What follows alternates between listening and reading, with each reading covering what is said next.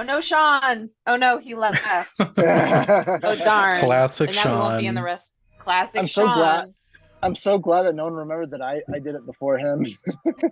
Um, It's It real never harsh became a that thing Malcolm isn't with letting you. him back in when he accidentally clicked on it. Yeah, He'll that's never learn true. otherwise. He'll never learn otherwise. Yeah. You know? The man's got to learn. there's gotta be consequences. He's got to get his priorities right, man. Doing all these Picard premieres and all this Oh yeah, shit, he's got to man. get his priorities right. His real ass job versus us. Doesn't he know that we are actually paying his mortgage? What does he need that other job? Yeah, we're paying his mortgage All with our sales- sponsor. all Bringing sales shuttle of legends. Sean Don't Leave merch are going Oh my towards gosh. Sean's mortgage. We have one that's literally just the recording in progress thing with the button at the bottom and the mouse hovering That would be over a the fun lead. sticker. Yeah, that would be a fun sticker. Get like I'm a on it. glossy I'm on bumper it. sticker gotta of the build it. leave meeting. Oh, Forever of- now, I think that whenever Sean misses a game, all I'll ever see in my mind is and what's that guy that's with us? And then Tempe coming out like shh and pulling him back. Like, Sagat opens his mouth and Tempe Sagat, that's it. it just Yeah. fades into the shadows. That is my favorite part of that one episode. I always remember that part was so funny. We're in the hell machine. It was so great. Shut up, Stigat. Sagat's like, I can help. Yeah. No. It's funny how like he began like is this kind of really strong captain? He's just kind of like this a joke now. I respect him. Once we get back to the mortal plane, it's back to respecting Sagat. We're fucking Oh, in hell. man. I'm not playing around. He Yeah, is well- delicate down here. Maybe we're he'll trying to fall protect into like him, a aren't vat of something and he'll come out with like extra powers. There you we? go. Ooh, like the Joker. Malcolm's like, yeah, push him into a vat, Yeah. see what happens. Good thing Well- Sean's not here. He'd love that idea. Man, Oh, that'd be Damn, so funny. I'm so Sean waiting for him pushes trying to into kill a him. vat, tries to kill him, and he comes out stronger. Comes up Don't stronger. He joke comes about up. He's that. been dyed red. I actually kind of like that idea. It's very funny. I would love it if any. And then like time him tries and to Sean kill are him, just at each other's throats for the rest of it. Yeah.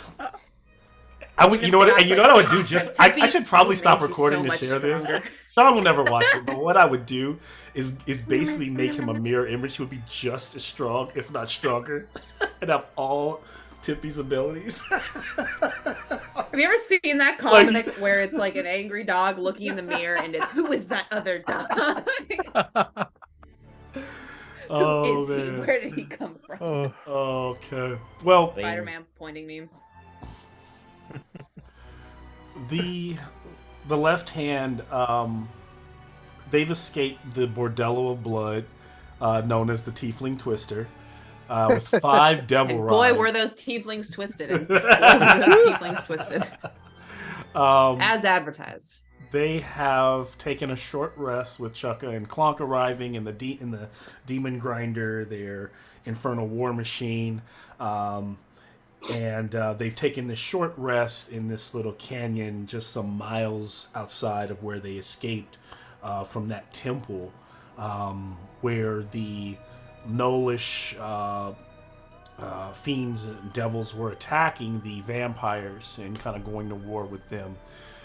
They are now on their way to Mad Maggie's fortress, Fort Knucklebones, and they are going there to see if she's gathered any more information that will help them with addressing the Hell on Wheels situation, right? How do they free?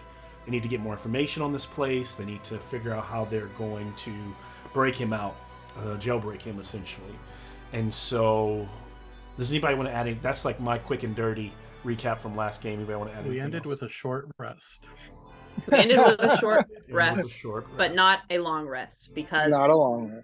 Malcolm is not letting us have anything in this It's in-hell. not a long rest just We yet. discovered an ancient ruins beneath the Tiefling Twister of this vampire society, and we looked at it for 5 minutes and then noped out of there. Yeah, Yeah. Absolutely. It was like, we are We not earned the dungeon respect. crawling. Demetria flashed the shield to earn the respect of a random vampire who let us go for some reason. and that was nice. And now we're on motorcycles, and also Ravi and Demetria specifically stole Aramis Devil and, rides, as they call Yeah. them in hell. and Ebony's We sidecar. specifically stole Aramis and Ebony's sidecar. And we dumped out their. I like to their imagine, fruit you know, bowl. that for Star Wars, there's that comic series Tag and Bink where it's two guys who have just been in the background of like every single Star Wars movies. I'm imagining that the Aramis and Ebony Adventures are a comic that's getting published alongside this season of Dragonlance. Please. Right. Every episode, another 3 or 4 pages drops where it's them in the background of the past episode. All right. Rolling 3 hit die for the short rest. I rolled mine already.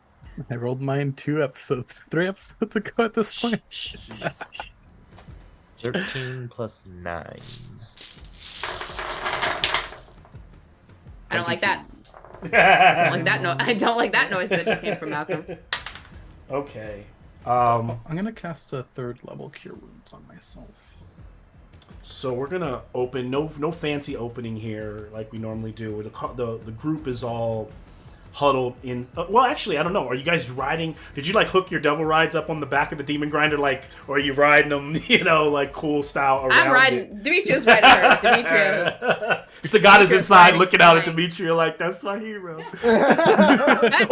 he's right on the back. I don't know where she wants him. She might want him inside. The guy would be in the sidecar. Yeah, exactly. The sidecar. No. I want him to be riding on the back.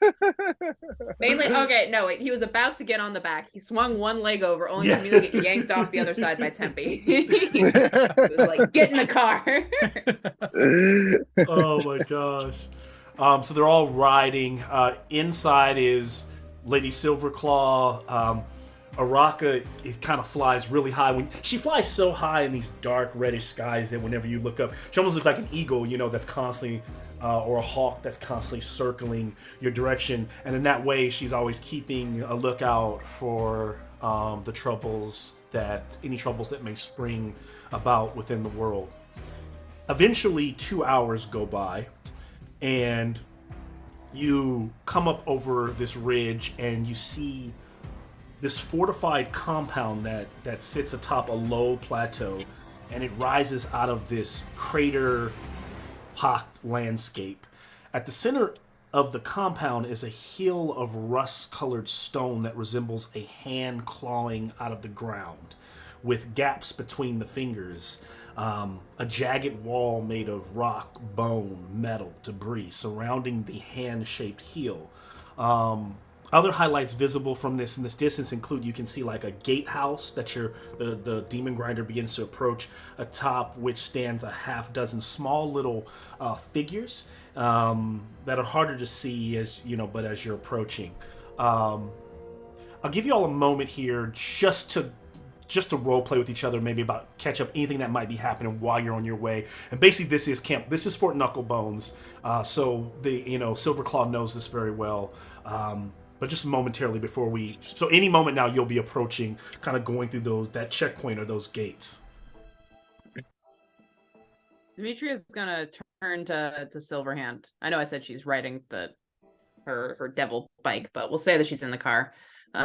So this Mad Maggie, she is friendly with you, friendly the way that the last lady was friendly with you, or we have similar interests. To be honest with you, I think she just likes to be a part of mischief, but I don't think she likes to Tiamat all too much. She's gonna love us. That it seems to be, that is why I was able to befriend her, whereas the lady back there, Volenta, it was her devil, her gang of vampires that came and say, I didn't tell you too much about it, but they saved us when we were taken by the scavengers, as they call them. but the group of that had taken us prisoner when I arrived, we were shackled in these magical shackles, and Araka was there as well. And then we were surrounded by, like, suddenly out of nowhere, a horde of these devil rides. And they were able to take over the entire infernal war machine and flip it. Thankfully, we survived. But they weren't there for us. They were there for one human, a lowly, scrawny man that Valinta called her pet. But they saw our capable, we were able to help, and she seemed to take a liking to us killing off the devils around us as well. And so, an unlikely place for me to find myself, I did spend some time at the Tiefling Twister before making, which is another story, making our way to Mad Maggie. Is there anything we should be expecting when we show up? I'll also share with you as we prepare to go in here. So the map shows us approaching, and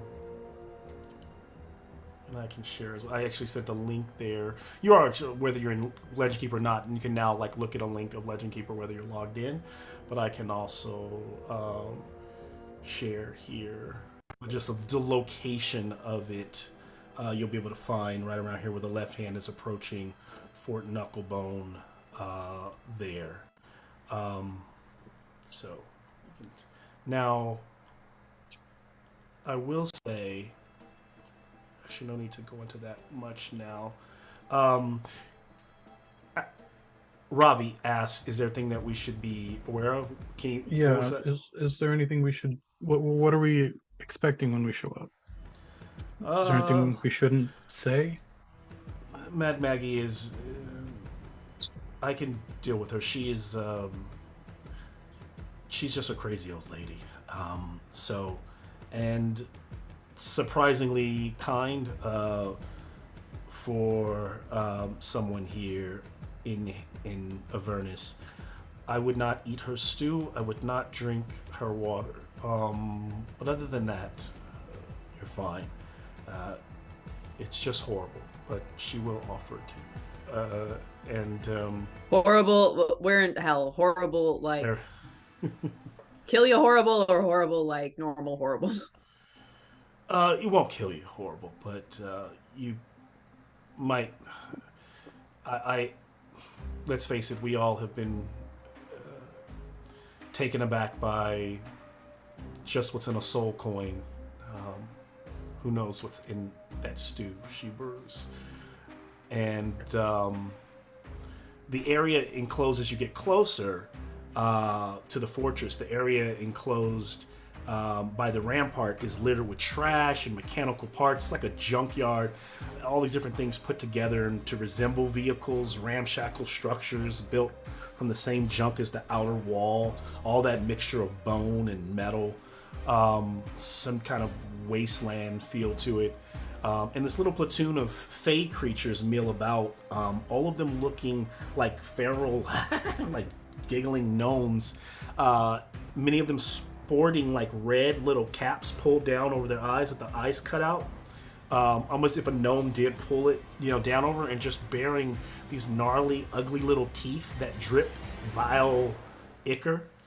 And as you approach the gatehouse, the figure standing over the entrance, the 6 little figures, one of them jumps down, walks up to the slit where you guys can like pull back on where inside the helm where Chuck and Clonk are, and goes, "What's the password?" And then the one next to him goes, "There's a password?" And then they're like, they kind of like, and he like kicks the other one, and Lady Silverclaw pulls back the thing and just says, "Tell Mad Maggie we're here. Open the gate." And they go, Silverclaw, it's Lady Silverclaw. And they all kind of go, and it's like manually like pulling these big iron gates and pushing them up, and as the wagon, opening it up for the infernal war machine to start to, gurgle as it pushes in. And this gatehouse just kind of serves as the entryway, and a bunch of these little figures just continue to run around. When the vehicle stops and the top slides open, and you all kind of jump out in the red earth, straight ahead, Silverclaw and Araka kind of swoops down and lands and folds her wings in and kind of walking very matter-of-factly behind Lady Silverclaw and through this like small doorway into a dark little open room. Almost looks like a living room of some type, just old. Everything it kind of smells here. Over and to the left, there's what appears to be like a makeshift kitchen. There's a pot on the stove, and there's this kind of green smoke coming out of it, and it smells like you should be worried about eating it, as Lady Silverclaw said. And you're back. What took you so long? And then Silverclaw, this little old lady, hunched over lady, comes out. And there is actually a picture of her. She's wearing she has horns that kind of curl out of her head, kind of a ruddy skin. And she, next to her is this behemoth, this big flesh humanoid, but it looks like it was stitched together by parts of a bunch of different devils. And it kind of mills about. And she goes, don't mind Mickey. I fixed his mouth. He was having issues, digestive issues. So I just, took the intestines and just, shoved him up and reconnected. So now he's got nothing to worry about. Which doesn't make any sense, because if you look at him, she goes, he'll be fine. He doesn't eat much anyway. Can Amnon just take a good look at him to see if he can help in any way? Help? Yes, tell me what you're... I want to kind of just go back onto my my medical and my artificer knowledge to see if there's anything I can put together in my head just by looking at him, just to see he if looks maybe like I this can help guy. him. This is Maggie. Yeah, so it's right down my alley. See, yeah, that's perfect. Yeah, I don't know. It's got horns. It's big.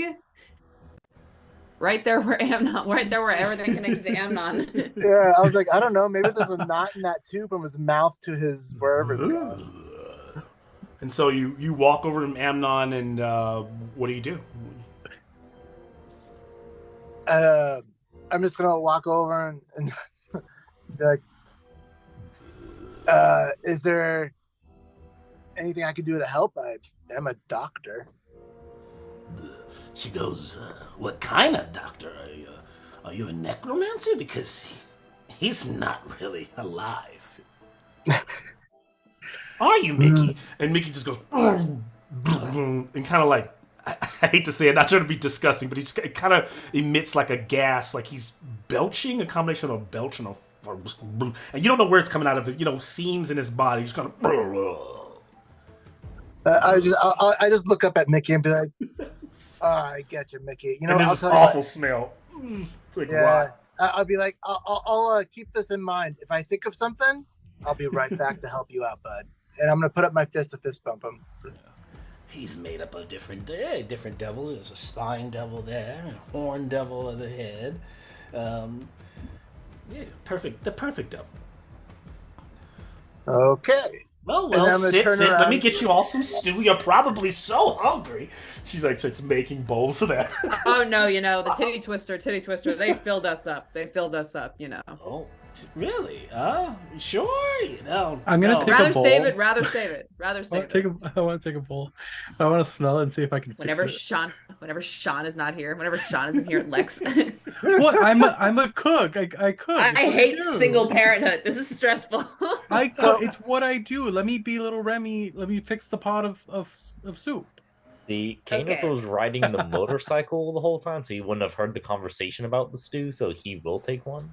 Okay, he said cans over a Yeah, bowl. Amnon, I think, is going to take one as well. He's pretty hungry, and grossness doesn't really affect him all as much as normal things. Demetra is thinking about Rakalesh, and she would not partake in the stew. So Amnon will have a bowl in his hand, and he's gonna walk up to Ravi, and he's gonna smell it too, and he's gonna look up at Ravi and be like, "What do you think?"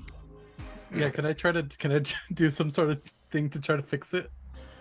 Roll for yeah. Remy the Rat. Because here's the thing, I'm not going to ask for a roll unless you tell me what you're doing to it. Well, like, I want to smell it. Yeah. And then try to see like, okay, what flavors can I do to like? I'll tell you, it has kind of a beef stew curryish kind of, but it doesn't smell good. It has like it tastes. It smells like there's a lot of spices in it. But it also smells kind of rank, like whatever meat, like when you kind of pull it around and you see the chunks of meat in there, they smell like the spices are trying to cover up the fact that they are probably foul or sour, or soured meat. You know what? Amnon's gonna take a sip. Amnon's like, Amnon, can I have a Constitution save? Sure. Yeah, Amnon does that was bit eating from with Rakalesh and oh god. dog. So I was like, Amnon hey. does that thing from Treasure Planet where the dog alien is like. So I don't know if that helps you, what you want to do to it, Ravi. Hopefully that helps you see it. It's kind of greenish, smells kind of like a stew. There's a part of the spurting stuff in there that makes it smell like she's doing something right. There's a lot, you imagine the part of it that makes it smell awful is because you're in Avernus. So whatever she cooked this with, it's not it's not veal, it's not a beef. There's a lot of old eggs in here. Yeah. Sulfurous eggs. What am I rolling, Malcolm? Con save. Con save. Okay. Kenneth will also sit down and start eating because Con save from Kana.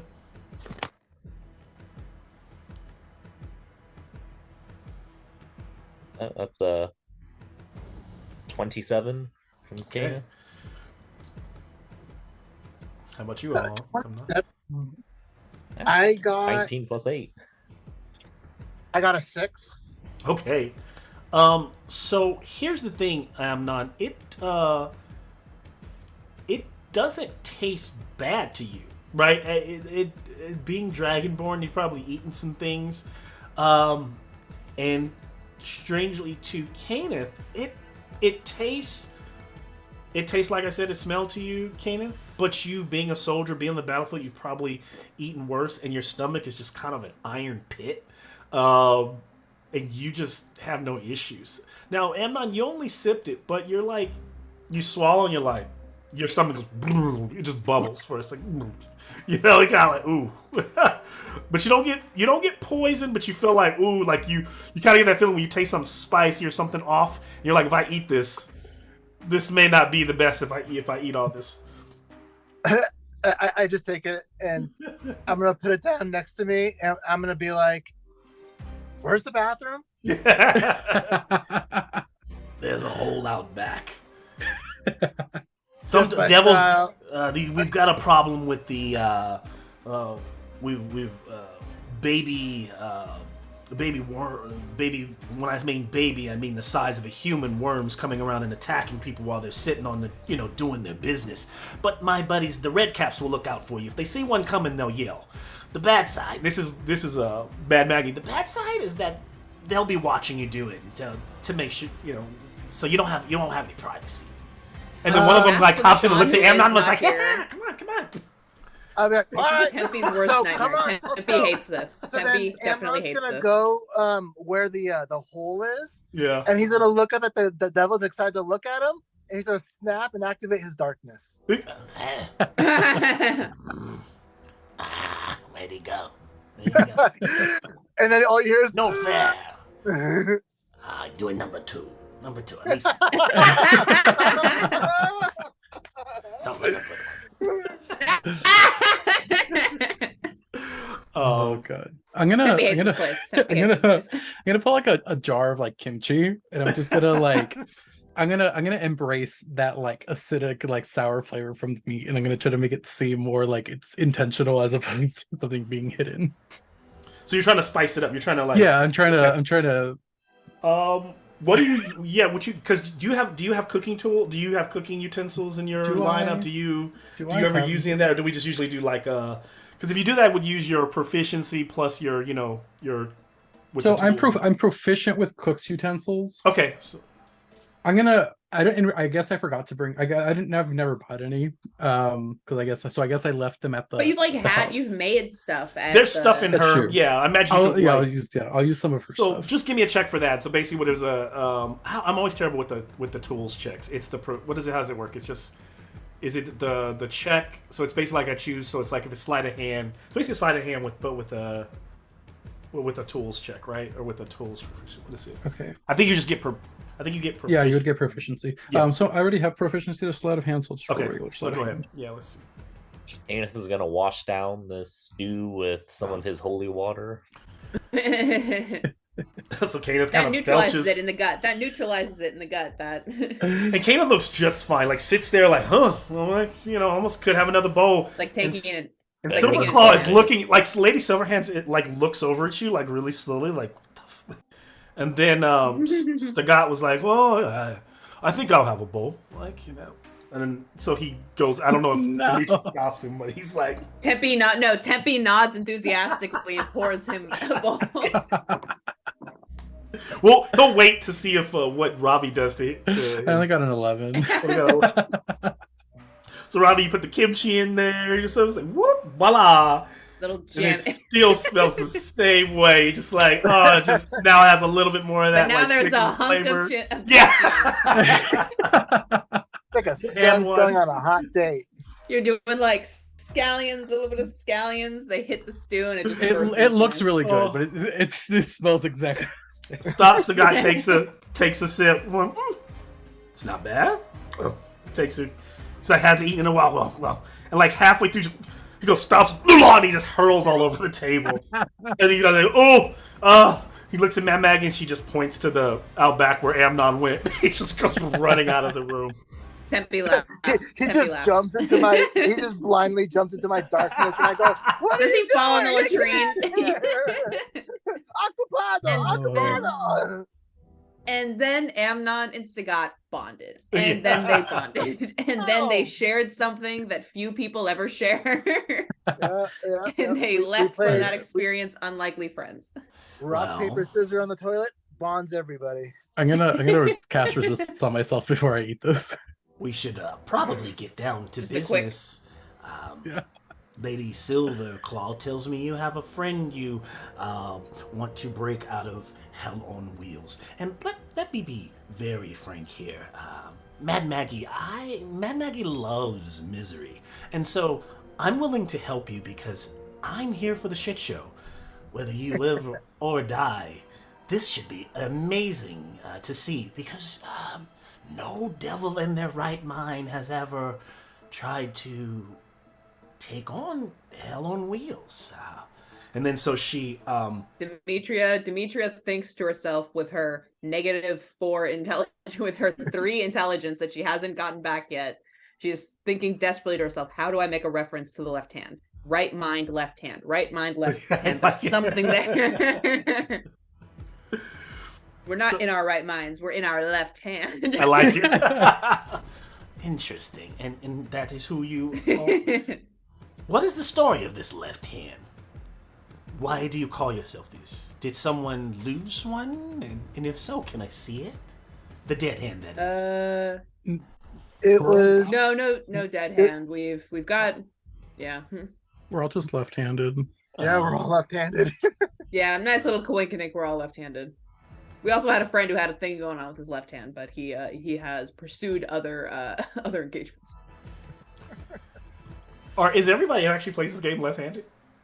No, No, our everyone characters. plays Our all Oh, your characters characters. all left-handed. Okay, I was just wondering. I was say that because that was like something like that so specific on characters. I was like, maybe that was like a real life thing for y'all. No, it was Because if so, because no, I'm my left-handed too, I was character, like, that would be turns out really that- weird. We're like everyone on this call is left-handed. No, I'm right-handed. Yeah, it was just Right-handed. even a Freak of coincidence nature. because even when I drew Amnon, I accidentally drew him left-handed. too. Left-handed. Also, Okay. this Yeah. Ravi, for people who are wondering why he's not left-handed, wherever this is, it's because he's flipped. In the actual artwork, he is the other way, I think. Maybe, And or I could be wrong. I don't know. And so suddenly she hits a button on the wall, and kind of like where like a bed would, like one of those beds would fold out of the wall, instead of table comes down. Murphy bed, Murphy table. Yeah, yes, exactly. And a little spotlight, like a magical lamp. It doesn't really have a bulb. It's really just a little magical light flourishes under a little metal dome over the table, and it looks like a war room setup. Like she's got these map pinned down, right, with like little pins. Please tell me there's already an ashtray with an already lit cigarette on the table. There's already some half-drunk beers. We all pull up chairs. You got it. I drank one of those half-drinking beers. Seconds on the stew, and Lady Silverhand just kind of hands over her one that she hasn't even touched. It's like, Lady Silverhands takes her bowl and like kind of pours, like as she kind of does this, like pours little into a house plant, and the house plant bursts into flame. And then she casts make food and create food and water on her bow, which she like makes it look exactly That's like so the same rude. thing. That's so rude, Malcolm, because create food and water can create enough food for all of us. Well, she did. She can't. This is true. She's just not the one doing it for herself. She did earlier on when you guys were on the. So she had been making, in our first episode when you guys got to her, she did make you all food, and she handed out. She's like, food I've already done too much for these motherfuckers. I already told them not to eat it, and they all idiots. ignored me. Araka's I told outside. them not to eat it. They all ignored me. When Amnon comes out, Araka's perched over one of the like buildings. It's like, did you wash your hands? You know I didn't. Good. She chuckles. I hate all of you. I hate all of you. Back inside. If you excuse, I'm like, if you excuse me, I gotta go give Tempe a big hug. These are hell shenanigans. Back inside on this war table, right? There is Maggie starts to kind of share with you more about what she knows about Hell on Wheels. It is the only prisoner transport. The only prisoner transport that ever goes to Hell on Wheels would be with the Scavengers, a group of devils assigned to bringing prisoners to Hell on Wheels. But all are dead thanks to the Bloodletters, the Devil Riders who saved Lady Silverclaw. And she says, unless the Bloodletters could find us the next group of scavengers, and then she looks to Lady Silverclaw, and Lady Silverclaw goes, and then Mad Maggie's like, they're dead too? Yeah, all wiped out, because, the temples are gone, or it could be, but it's being overrun. So she like, well, moving on. Well, you could all just show up trying to look like scavengers. You could sneak on, you could attack the place head on, and she kind of gives a chuckle like, that would work.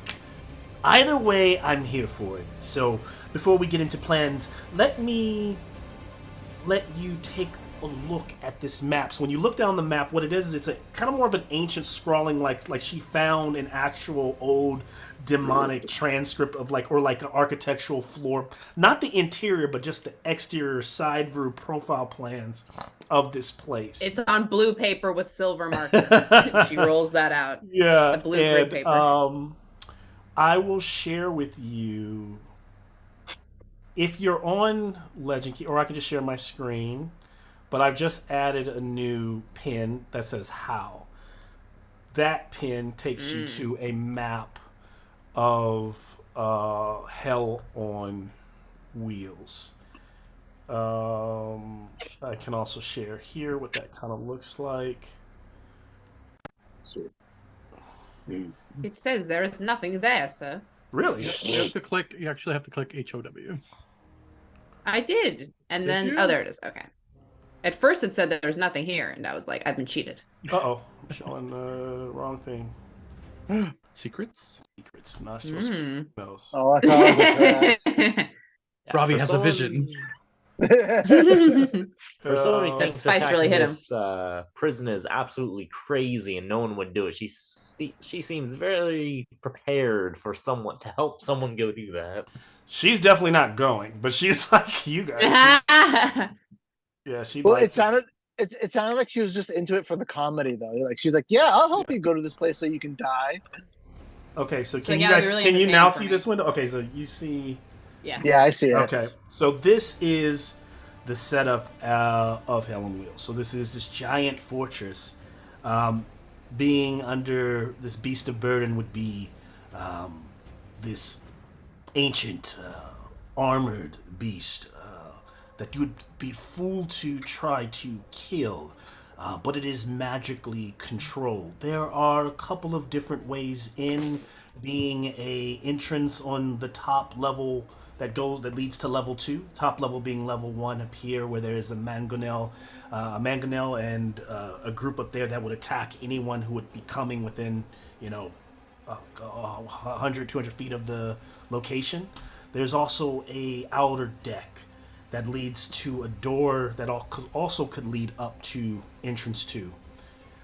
What we know is that level 3 is where the prisoner inductions happen, where they are then taken into the bowels, the lower bowels, and it is also protected by roving maniacal marauders on bike. And she'll continue to share some more information, but otherwise, if you guys have anything to say here. So there's 2 entrances to level 2, it looks like. There's... Yep. And so... Okay. What she also shares is that... what is the approach? So you know where this thing is going to be. Well, you're in luck in the... by tomorrow morning, it will be approaching it will be within an earshot of here. We could probably drive there this evening and camp out so that you can see it hit the horizon. It will be to the north. So I do have a location of where we should be able to find it. The prison is run by Amnizu devil named Squalgot. He's a greedy and power-hungry SOB. Very powerful as well. Those are demons that often were made to protect the river Styx. That's not really important to this, but that's kind of where he comes from. And she says it's going to be heading through the Badlands to the north. So she kind of points to the spot, kind of like where it is on the map. Is kind of where the location, where she like points to where it's going to be. And the prison is... Here's... Go ahead. Because I've got like above table. What I'm thinking, because, right, party comp as is, we've got Amnon of the Wings, we've got Araka, and we've got Silverhands who has the fly spell. So it might be easiest to avoid the shit on the ground if we get to an elevated position and paratrooper our way onto the top of this thing and start from the top and work our way down to wherever Killjurn is, just to like get into it as quickly and without as much bloodshed as possible. Well, there is the matter of the Black Abishai known as Kukamet. The Abishai, and then Araka kind of like perks up and goes, like she knows the name, watches over the prison from the skies. He is very powerful, and I figured that Araka would need to... I can handle him. She kind of like barks, Demetria, if you actually want to drop in, I would have to make sure I draw him away first from the skies. The prison Demetria? Go ahead. To add to this plan, Demetria, I can also cast fly. Yay. That is good. Flying, and we know my boy Killjurn, can fly, so when we spring him.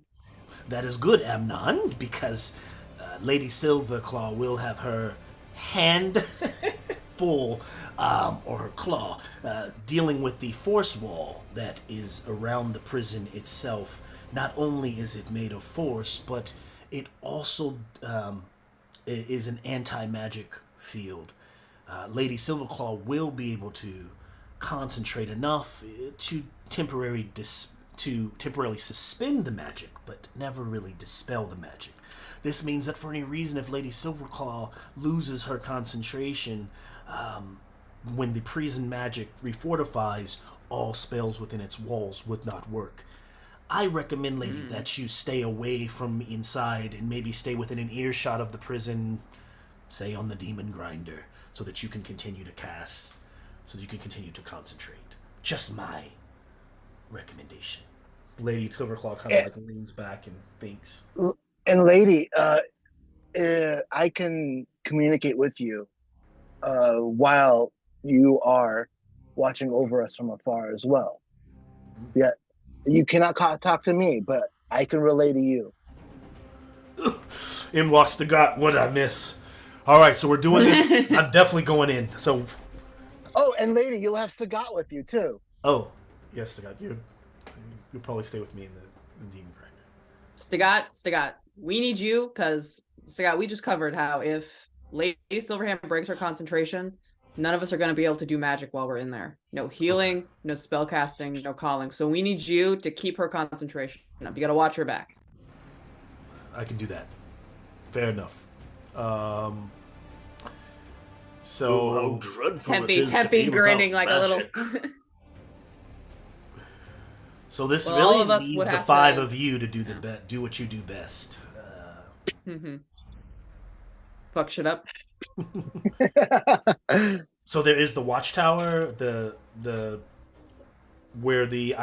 from what I know, unfortunately I was not able to secure the internal layout, but I can tell you that the control room on level 2 is the same place where you will probably find the barracks for the guards. I hear that they are devils and they are teleported in, summoned in daily. And that's also where the warden is most likely to be, or Squall Got. The induction room is probably where the prisoners, how they get to the actual prison, onto the prison floor. What's strange is that what I don't understand is that this prison is said to hold hundreds, if not thousands, of the worst of the worst.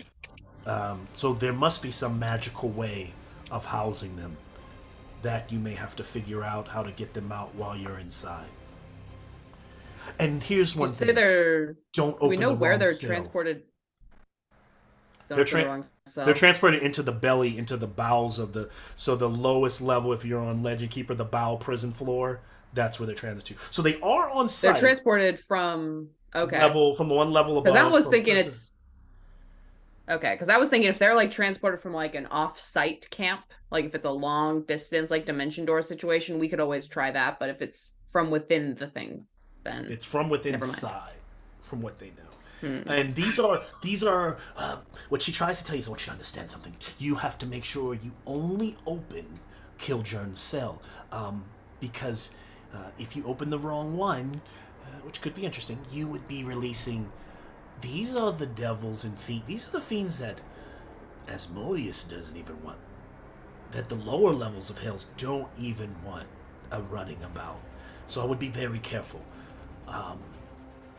But I mean, not to get kind of pedantic, but does Asmodeus not like them because they're too bad, or does Asmodeus not like them because they're too good? Because to be honest, we're really playing in this nice gray area here, where letting someone go that Asmodeus doesn't like actually kind of doesn't exactly sound like the worst thing that we could possibly do down here.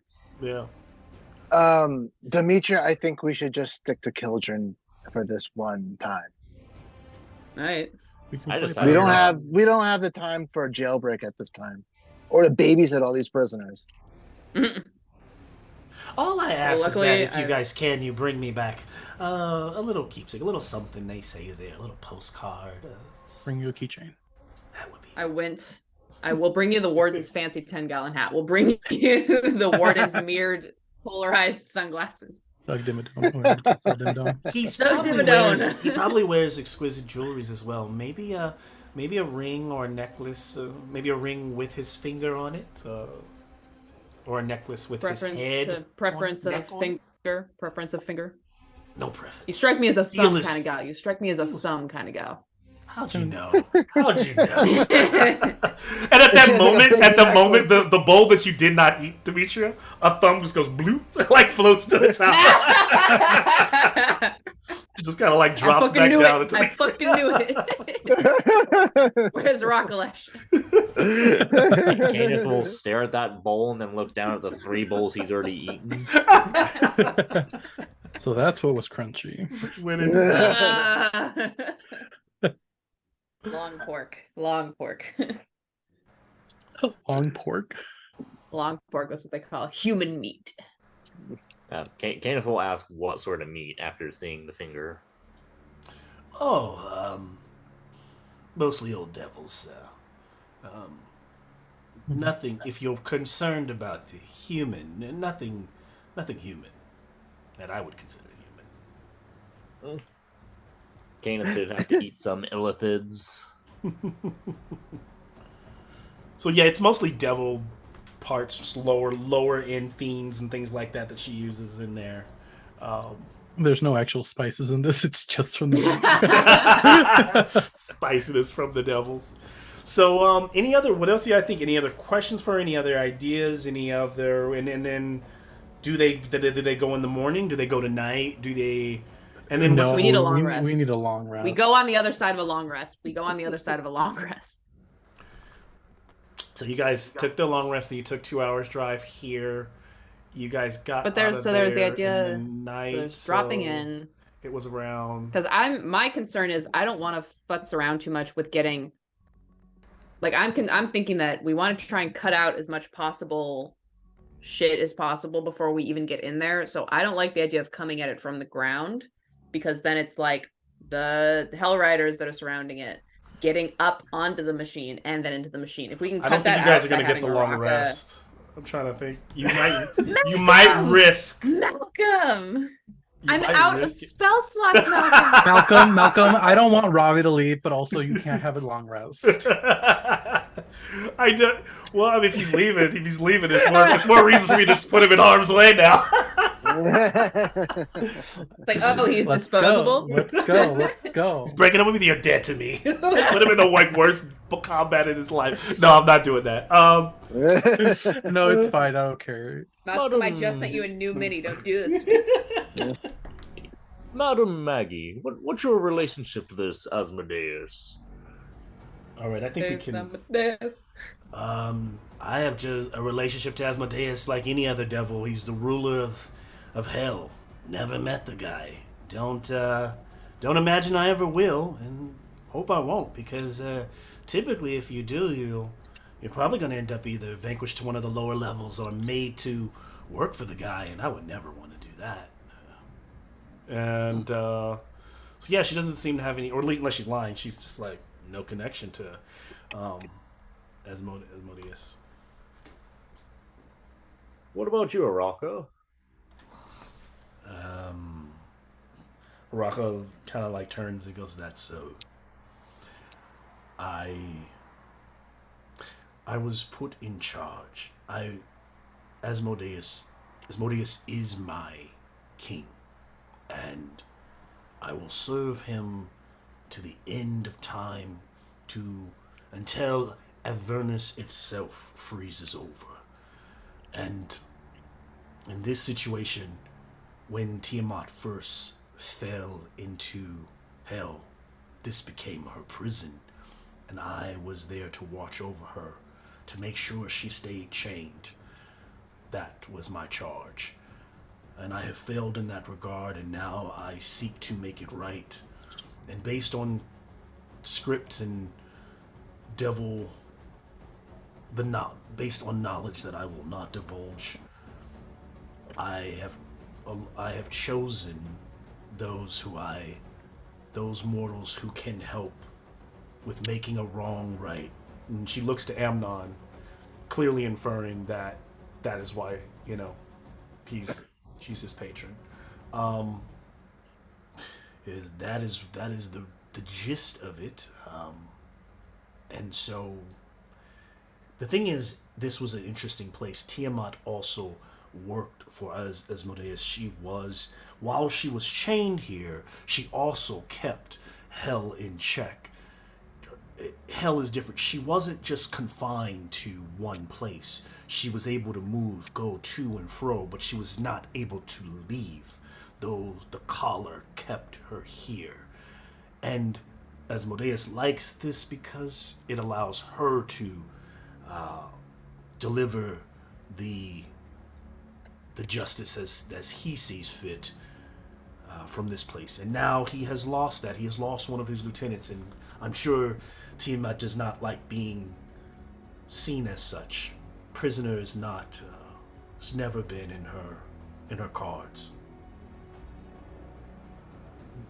Do you think Asmodeus would want to release Killjurn in order to help get back Tiamat? The funny thing is, Asmodeus does not run this prison. It is ran wholly by Squalgat, and now Asmodeus would be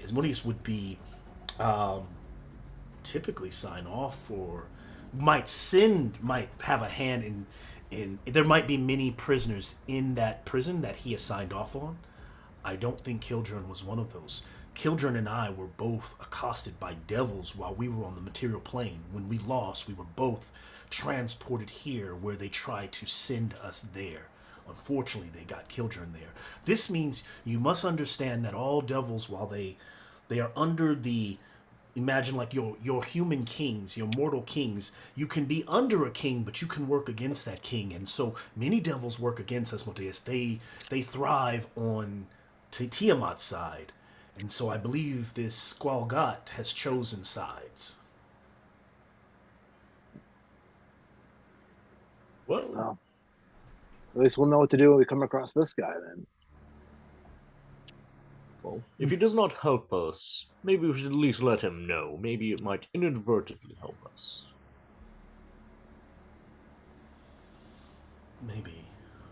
You mean like tricking him to help us? No, well, if he doesn't want Killjurn there, maybe he might do something about it. But I think that what they were alluding to is that he wants Killjurn there. Yeah, what Arak is alluding to that most likely the scavengers were working with Tiamat to bring, because it would have been Killjurn, Araka, and Lady Silverclaw in this prison as well. If the plan would have gone. Yeah, I don't think devils are really respecting the chain of command currently. Yeah. I know, Yeah. but I don't think Asmodeus likes being disrespected, so Probably doesn't. Yeah. just Nah. letting him know, be like, oh, we're gonna go rescue Killjurn from this prison. I don't want Asmodeus to know that we're here and that we are doing things, because at the end of the day, once Tiamat's done being our shared enemy, I'd rather Asmodeus not know that I exist. Asmodeus, and Araka's like kind of flustered and she goes, just with me being here, Asmodeus has given everything that we're doing is under his umbrella of control. We are fine. I do not think he would even take an audience with us if we were to try to seek one out. And if I am to go back empty-handed, I mean, actually that's all she says, but I think you get the feeling that she's kind of like, nope, if I go back empty-handed to talk to Asmodeus, she's done, right? She's pretty much like kind of trying to protect her own ass, like, because it's almost like if you were to go talk to Asmodeus at this point, you're going over chain of command, which means she's failing at whatever she's doing. Okay.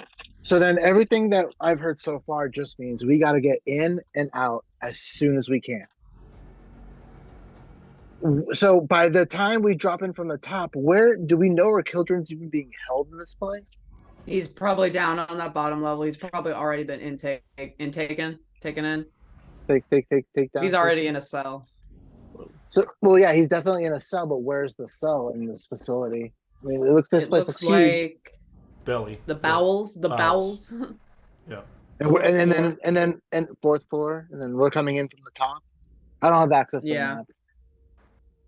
Okay, yeah. Um, So it looks like there's two ways to get in. It looks like there's one that's up here under a mangonel. Mangonel. Mon- Yeah, I was gonna wait for Dimitri to tell me how to pronounce it correctly. Oh, were you? I'm sorry, I have to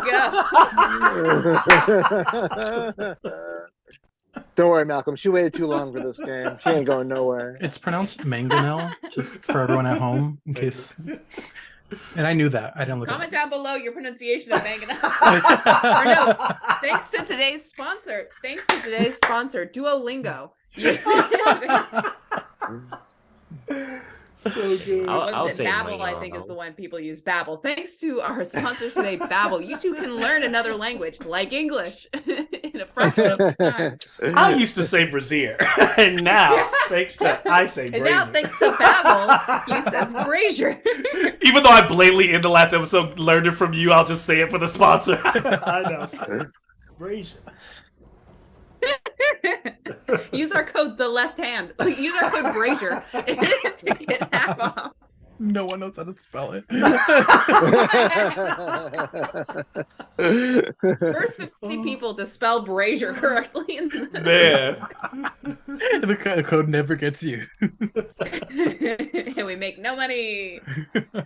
Yay! Zero profits. Yeah, it's still a hobby. All right, but yeah, so there's that entrance on the top, but it also looks like there's an entrance to level 2 here from the outer deck that looks like it might get us closer to where we want to go. But I think if we're dropping down from the sky, we should just try and hit whatever is easiest. So go for that tower. How many of you? It sounds like I hear you. It sounds like you're looking at the map. Was Ravi looking at the map as well? Like in real, like above board. I'm looking like at the map right now. Okay. Yeah. Then both you, We're Demetria, gathered around and it. Ravi can actually give me an investigation check. Can I give myself guidance? Robbie's gonna have to do it because my intelligence is still a -4. Does it start to come with long rests, right? Long rest. Long rest. Yeah. And I still rolled a 19. 15. Demetria knows prisons. Demetria might be stupid right now, but she knows prisons. He's just pointing, going, "Oh." Can I give myself guidance? You can. Demetria's like looking at her prison tats, like that kind of looks like that. That's, yeah. I got a 19.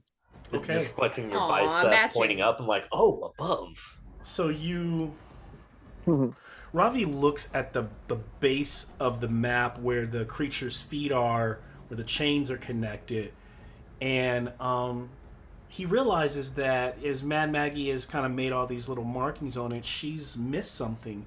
A marking that is similar, the same marking that is etched to where she said entrance 1 and 2 are. A third entrance he finds, it seems to be highly dangerous.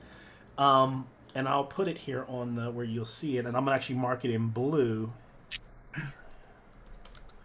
It seems to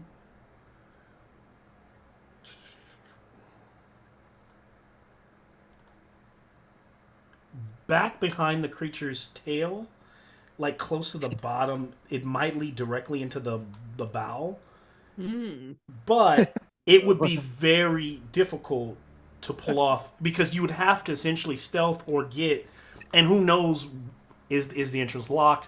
That's what you don't know anything about, of what kind of locks are on it, but there it seems to be a marking there as well. So you found a possible third entrance. Could be more dangerous.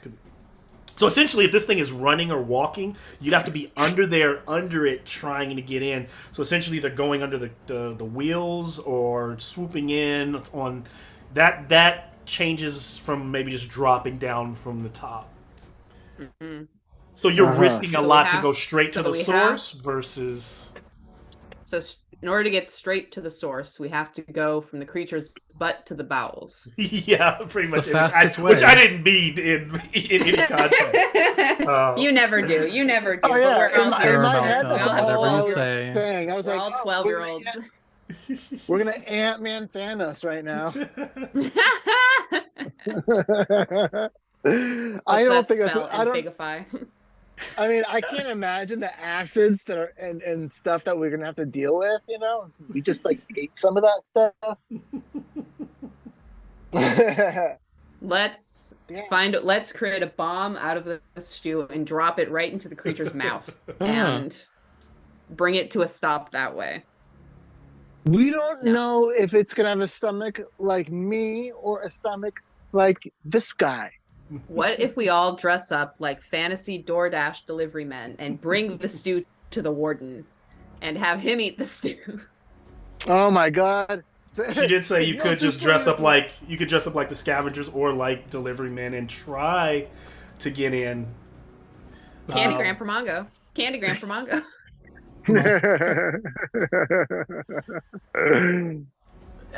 On your approach, they're going to meet you. You're probably going to have marauders coming out to you. We're not very good liars. I think we should drop in. We're not very good liars. I think we should drop in. All right, so if you do drop in, would you drop into the deck? Would you split up? Would you drop into the top where the mangonel is, the mangonel, and take those? Because probably I think it takes 5 crew. There's at least 3 crews up there. It's gonna be 3 to 5 crew most likely up there. Okay. Who knows is gonna be if there's gonna be any dark guards on the deck. But those are possible 2 ways to drop in. So you could drop a couple people up, a couple people on that, or just drop all on one spot. Deal with it that way. I don't know. I think we should stick together on this. Yeah, I think we should stick together. We're not splitting On the apart. contrary, what if? Oh, Flex. damn it, Ravi. What if I stealth to the bottom through the bowels? One thought I had was maybe like shrouding us in darkness and like guiding us down because I could fly on my Maybe. own. And I mean, There's it'd be better. Ravi, I hate that I'm agreeing with you here, Lex, but you do have really good stealth, and So does Canis. so does Kana. But I guess the thing is, do we want you guys to? If we did split up, then maybe we should split it up so that the stealthy crew tries to go down to the bowels while Amnon and Demetria land on the platform that's closest to that secret third entrance. And we can I think we could time this really well too. Araka goes first, draws out the other The Abishai. Abishai. Kukumet. They go take Cuckoo out and in a particular direction, right? The guards that are on duty are probably gonna watch them fly out. We go in and use them as a distraction. Makes sense. Now, And we're how also going to does have Ravi get close? Because the one thing I think of, I mean, Ravi can tell me how do you get there first? How do you even stealth in? Right? This thing is giant behemoth thing wielding on these heavy wheels and bikers around it. Yeah, maybe. How do you distract him? Are you going on a devil the ride? bikers, we can distract them. In? What is? Well, the hell machine, the machine that Silverhand is going to be in. It could be that Araka is taking out Cuckoo and Clunk and whatever the other Clunk and Chukka. They're driving the thing. They can lead the Devil Riders away, so it just becomes us versus the machine. Got it.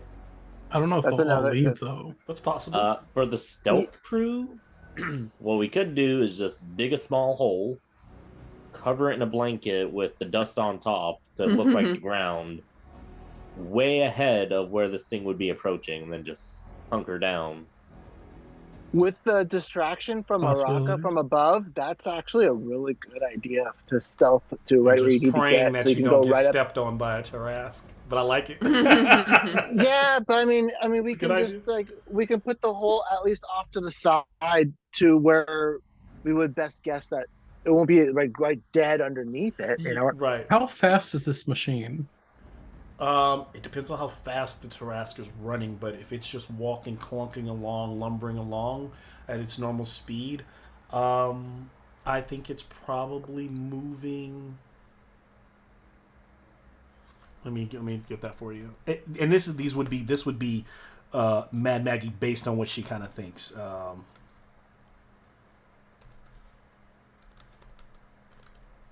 With the weight of that thing,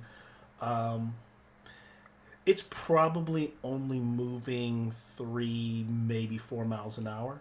Now, if the thing is running, it could double that. So probably fairly slow. What's that in feet per 6 seconds? No, Jesus. we're not doing that right now. Malcolm's favorite We're thing. not doing that. What We're not kind of magic is it? What is its Yeah. velocity? You know, Just I think mean, cinematically. to If go- you think of this like a train heist, right? Like or a movie where you need to get onto a tank. It's probably going to be moving fast as a tank, right? Like on the ground. But think of it as a tank is like a mini fortress, a giant city. So it's going to be fairly slow. If you needed to run up and jump on it, you probably have to make some checks not to fall off, not to get crushed, not to get stepped on. Because I want to infer that there would definitely be some danger. Even if you're not spotted, there would just be danger approaching. Just like there's always some inherent danger if you jump on a train, you jump on the side of the train or the side of a car and ride it. But you could do it without somebody shooting at you necessarily, right? So the plan about digging a hole and like popping up, not a bad one. I mean, and for the whole idea, I mean, the trash was moving so slow. I'm sure that if it's about to step on you, we can get it out of the way really quickly. Maybe and try to get up its butthole really quick. I guess. What do we wait? Well, from the hole, what next from after the hole though? Like, how are we gonna get up into the terrace? As soon as the Trask has stepped over said hole, that's when we pop up and go to that entrance that we know about. Okay. How Are high we up is this split- entrance? So how big is the entrance? Like how high up is it? Well, yeah, what's the ground clearance of these wheels? Some of this based on what you look, it's probably the entrance could be somewhere like 10-15 feet off the ground, but there could be some kind of ledging, something to climb on.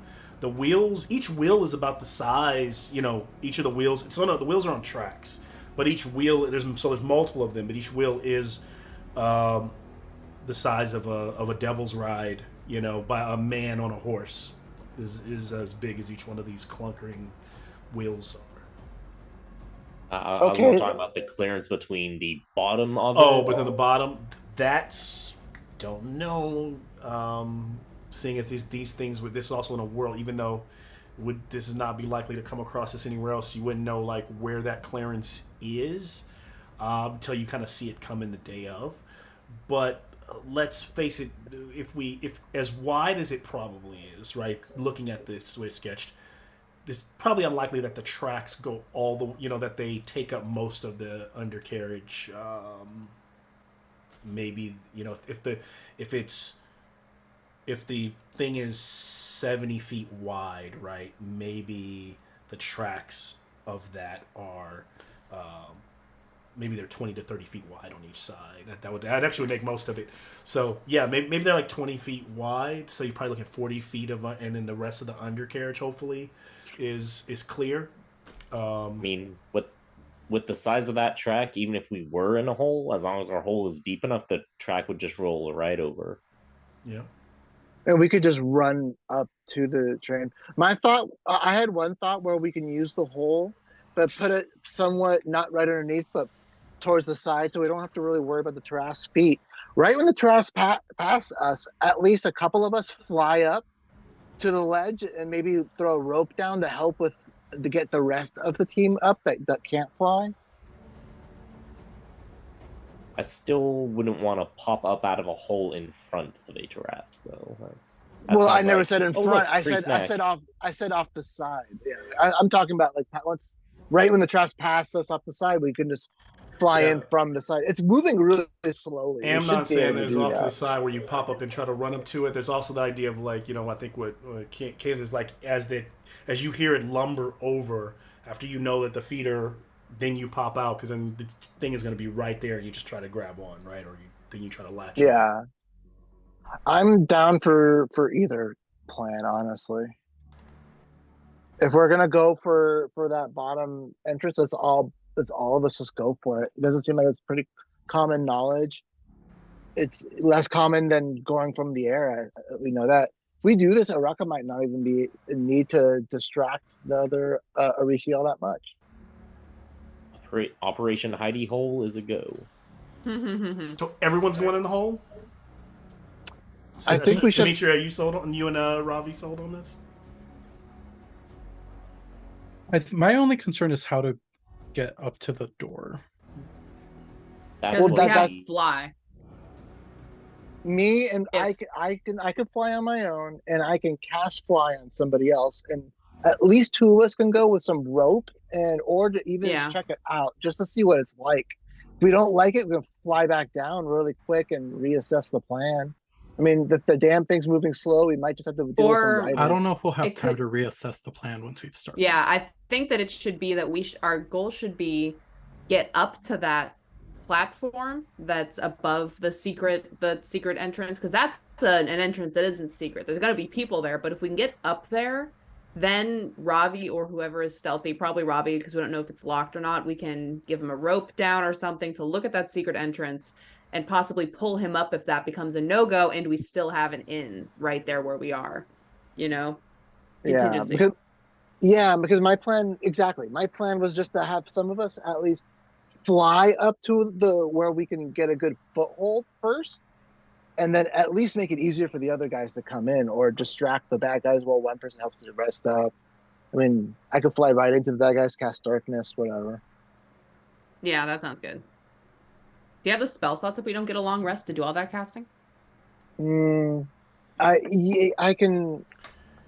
Here's Yeah, the thing. If we take the time, the couple extra hours you all need to rest, you know, Maggie looks at her, she goes, that puts us slightly behind the 8 ball, so if we would have to go out there tonight to dig that hole, because, and then whoever's digging that hole is not going to be resting, so that might take some time, but those who need rest, if we go, then that's the only way we can pull this off. Otherwise, for you all, you know, they just might be closer than, we might just have less time if we are going to make sure you all rest. What's the landscape around where we're supposed to be hopping on look like? Is it really rocky? Are there a lot of potential hiding spots? Is there a place where it's like we can get up on like a butte, you know, up and get elevated above it, or? Yeah. Are we in, like, Ornament Valley, There or? are a ton of different. It's a rocky, like there's a bunch of different like rocky little like bluffs and formations that are all around. Most of the open area, there is probably an open expanse that is, you know, 300-400 feet wide. That in the middle of it that's been traveled through is where this thing would be rolling through. But you could. And then down close to it, even on the ground, even close to it, there are like scattered, you know, rocky outcrops and things to hide behind. Okay. So we Amnon, don't need to. Yeah, go ahead. I was gonna say, Amnon, do you think you could fashion like a hook for this, and I'll pull a rope that I have? Yeah. Try to throw it, grapple. I don't see why not. Kenneth will dig said hole. And then I can have Axel help you with the hole. I could have Axel like morph into some kind of good digging animal to help us with the hole. And I can go on my wolf form.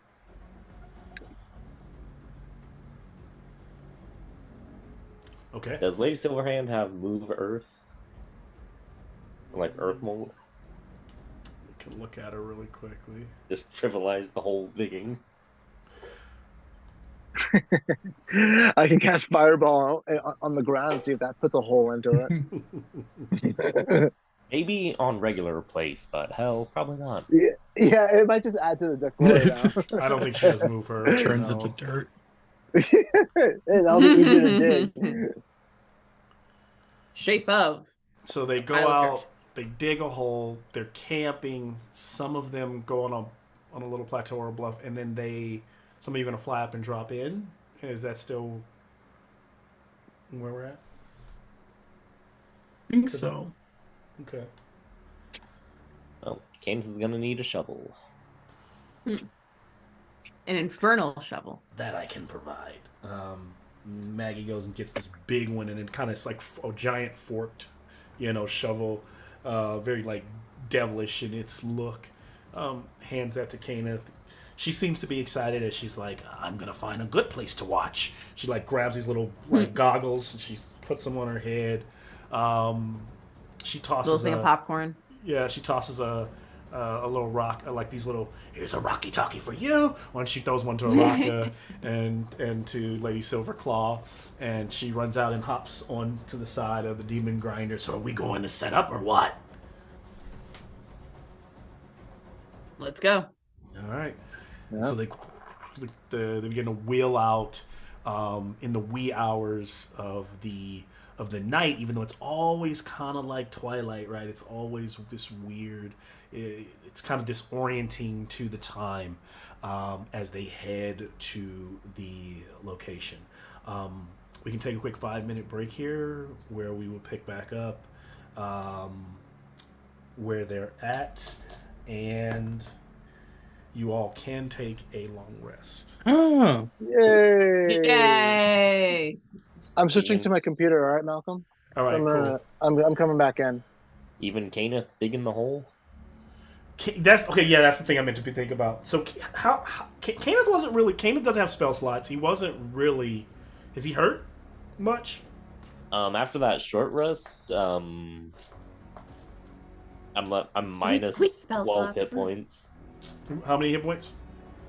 I'm at 100. He has over 100 still. Yeah, He still has over 100. Yeah, because I would think he would have to be working. Kenneth would have to be working during that long rest. It wouldn't be the entire long rest. So here's what I'm gonna ask for you, Kenneth. I want a athletics check from you, a DC 21. You pass it and you get your long rest. Nope, that's 17. Okay.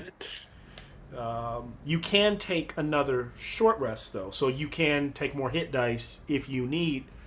Depending on if you use, and use those during this time while you were working, you could actually still be, kind of getting some resolve and getting your your focus back, if you like. Let's see. And I want to abuse mechanics. I could just use my second wind ability. You could do that as well. If I do that, that's 20 hit points, and I'm back at full.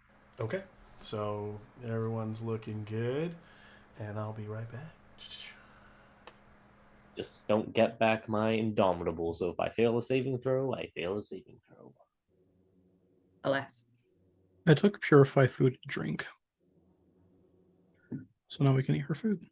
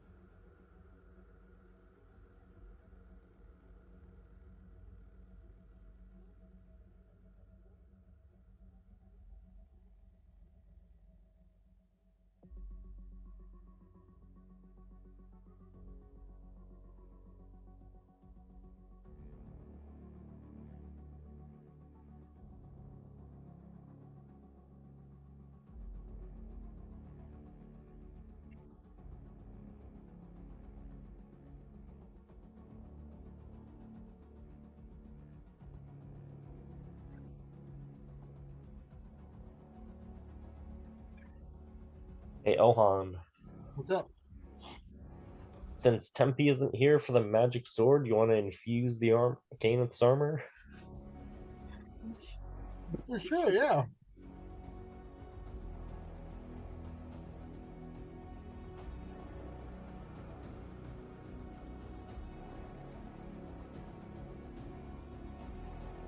+1 the armor.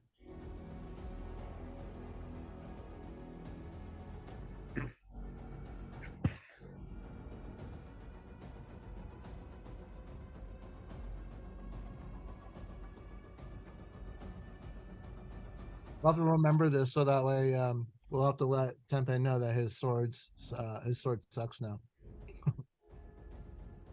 Here it is. Darn. If Kenneth had all his magic items still, his AC would be 26. Holy crap. Somehow Tempe loses his magical sword. Somehow it's Stagot's fault. Actually, improves the Goth's armor. Man, we Man, should it's just He'll fix be the in back. the thing.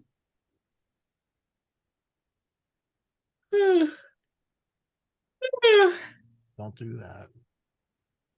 No. Don't do what? It's contagious. Don't do it. I didn't do it on purpose. I hate you. Don't do it. You know what you're doing. Yeah, because even without that improvement, Kenneth is sitting at a comfy 20 without his shield. I feel pretty proud because I got Amnon to 18. Because Kenneth gave you a ring. That's right. Friendship ring. But yeah, it's just like a unicorn on it. If I could find a regular shield, that'd be fantastic.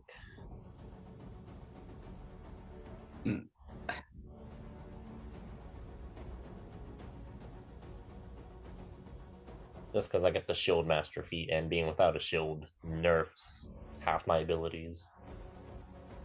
Here, take my shield. Mhm. Yep, you get a cloak. Yeah. Traded for a shield. Yeah. Take it. It's got a moon on it. That's fine. Kenneth isn't the religious one, that's his wife. The missus would love this. No, she follows Bahamut. Mrs. would love my shield. Me and your wife need to have a chat. Steal his wife. No.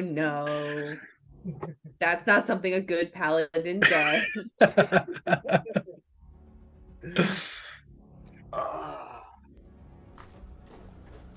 Good luck. If she stayed with him after he was a gone amnesiac for over 10 years, I don't think she's leaving. Loyalty. All right.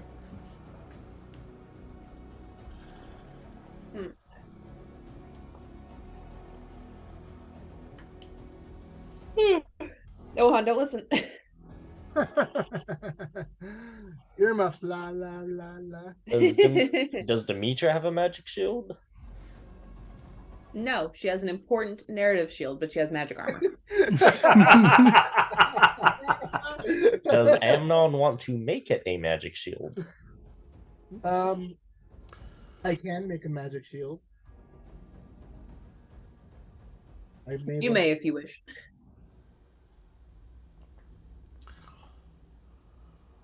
All right. So I'm like, no, don't make my shield even cooler. Because Stagot's gonna have Kenneth's magic shield. all right, we are going to. I know with D&D, because I know the way we roleplay, we can roleplay every little minutia, every little moment of this leading all the way up to everything going down. And so you're welcome to do flashbacks of kind of what you guys talked about in the pits and all that. But what we're really going to pick up on is somewhere in the wee hours of the morning, as the sun that looks like it's rising but never really crests that horizon, those dark, brooding skies, and you're in this kind of open wasteland that Mad Maggie describes that is actually, more awful in terms of for the foreboding nature of it than anything she would have described. I just want to know where you're at when you hear the earthquake, that from the distance, meaning that you got there with enough time to pre-set up. So where are you at when that first when the little chunks of rock begin to move? Those of you who are under the ground with that, probably a wooden slate that I imagine that Kenneth made so that you can push up on the earth and peek out and look out to the horizon. who of you that are on the peak, where you at, kind of describe that scene. I know that, for example, if I was starting, I know that Lady Silverclaw is sitting patiently preparing her to cast this spell to throw off that force wall and to throw off that to counter that anti-magic field, while Stegad is helping Chuck and Clonk with anything that they need, as well as on the lookout with the demon grinder just kind of parked behind like a large rock that's kind of shaped similar to it, kind of in that weird half triangle that covers it just enough and keeps it obscured several hundred feet away. Where do you fit in? Kenneth is in the hole. It's in the hole. Ravi is also in the hole. Demetra is up on the bluff, getting ready to believe she can fly with Amnon. Nice. Ready to believe she can fly like me. I believe I can fly. No, Demetra, no singing. Humming nervously under her breath. Also, I thought Stegad was gonna stick with Lady Silverhand, keep her safe. He is. That's why I said he's in the demon grinder with Lady Silverclaw. Chuck and Clonk. Yeah. With Chuck and Clonk. Yeah, they're all in their little separate thing, and I imagine other groups on the bluff. And then Araka's looking to the skies. Tempe is probably with Ravi. That was what I was going to ask. Tempe is with Ravi. Ravi's in the hole as well, right? So then, yeah. Tempe. So there's 4 of you in the hole then. So Demetria's the only one in the sky with Araka? Wait, who's the 4th? Oh no, I don't know why. Oh, Amnon's in the sky. Yeah. Okay. Sky crew. Because at first I thought Oh, Amnon was going to try to help Ravi fly or something like that, so I thought he was on the ground. No, Demetria's gonna fly. Got it. With rope. I've got a coil of rope for lifting up anyone who needs lifting. A good 6 foot by 6 foot hole, or 6 by 6 by 6. A good hole like that can be dug in about a good 2 hours of solid work. Okay. Speaking from hole digging experience.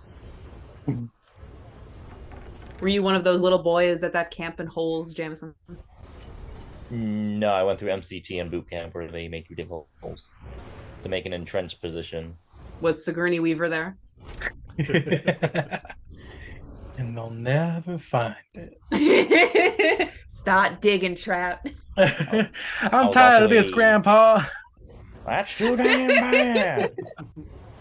I was also a laborer for a plumbing company, and you would not believe how much digging is needed for plumbing.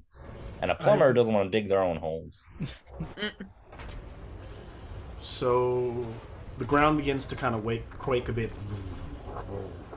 You start to hear the constant humming or the grinding of the of those wheels, those tracked wheels, and then the constant thump of like a giant, like it would be a T-Rex 3 or 4 times size as large, just boom, boom, shaking in the earth. And then over the distance, you began to see it appear, and the hellish prison resembles, like I said, a giant horse-pulled carriage, with the carriage being the wagon, this giant fortress on those tracked wheels, and this gargantuan red-skinned reptile with the plates and hide and a maw that could easily swallow several humanoids in one bite. 2 giant horns, like craning back and forth with these kind of heavy linked bronze chains that kind of from time to time get taut and like move the head back and forth. It has these huge gorilla-like clawed arms that it sometimes picks up speed and runs on all fours, just lurching the structure forward. And around it, you can hear the devil rides, and they kick up this plume of naturally strange, smoke that follows them across the wasteland as they come into view. And they're essentially just waiting for them to get closer and closer. And then Araka is like, I can sense him. And her eyes go beady. I can see him. I'm going after the Black Abishai. And unless one says, she like wings go out and she like takes off going not straight up, not directly at him so they can see her, right? She kind of flies up into the clouds way above and kind of just disappears. Amnon, Mitra watches her go and kind of turns to Amnon and is like, is it bad that I think she's kind of fine?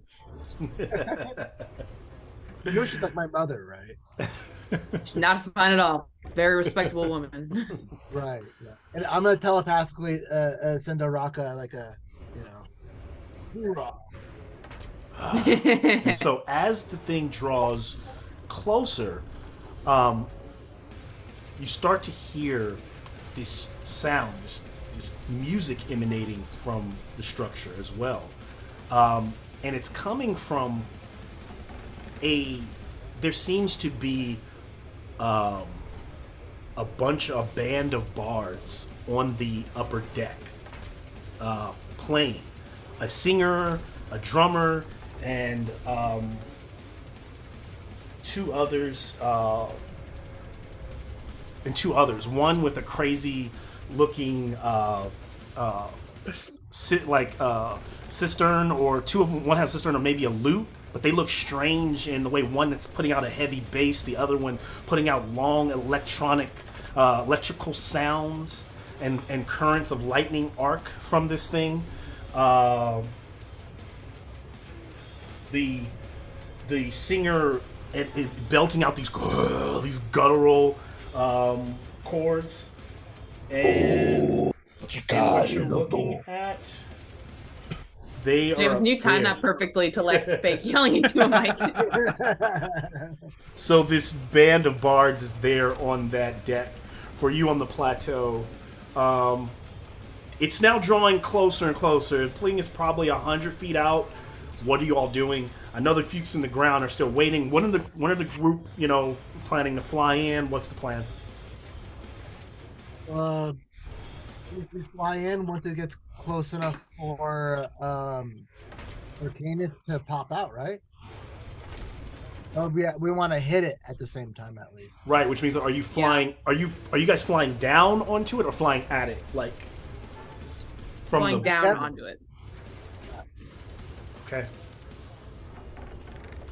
So, but as we're going, I am preparing to pop off as soon as I get within 120 feet of this band of bards.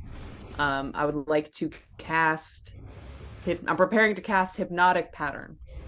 Okay. Which is a 120-foot casting range, a 30-foot cube. So once we're in range, I'll pop that spell off, but I'm preparing to try and make our landing amongst them as decent as possible. Okay. Sounds good. At this moment, as Demetrius, is you guys going to fly up and circle around. Now there are the mangonel is on the back, and there's guys that are. They don't. I imagine they watch, like, they leave the Abishai for the skies, but they look out and they watch. I still would like an advantage stealth check for you that are going to drop in. All right. So anyone that's dropping in, give me a stealth check.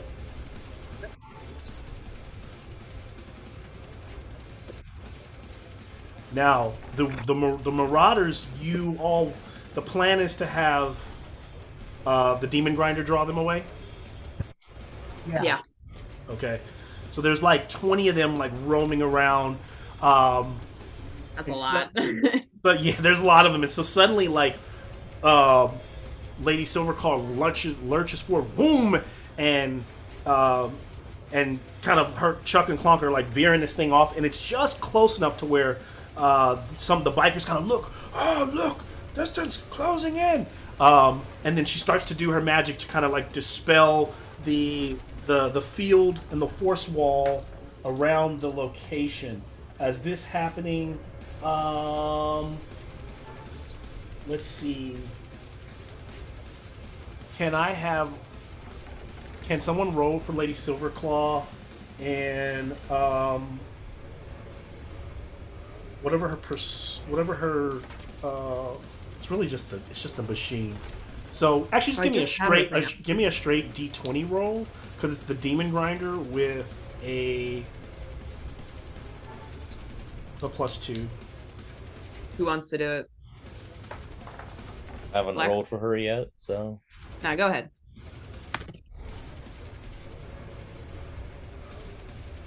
19. Okay. So with Nice. 19, there are going to be 10.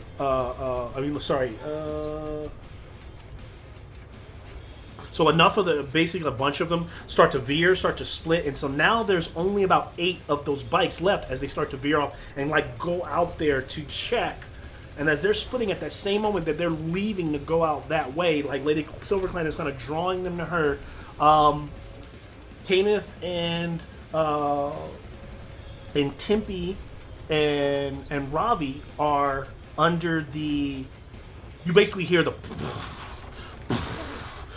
And you can hear where the earth just shook right overhead, and you can tell that now. You can tell when something's on this side of you. You can now tell that you are under, and then now it has passed you the Tarrasque. So this would be your chance to pop up. What do you do? Pop up. All right, and so yeah, so as you guys are getting out of there, what you do see is that basically the thing is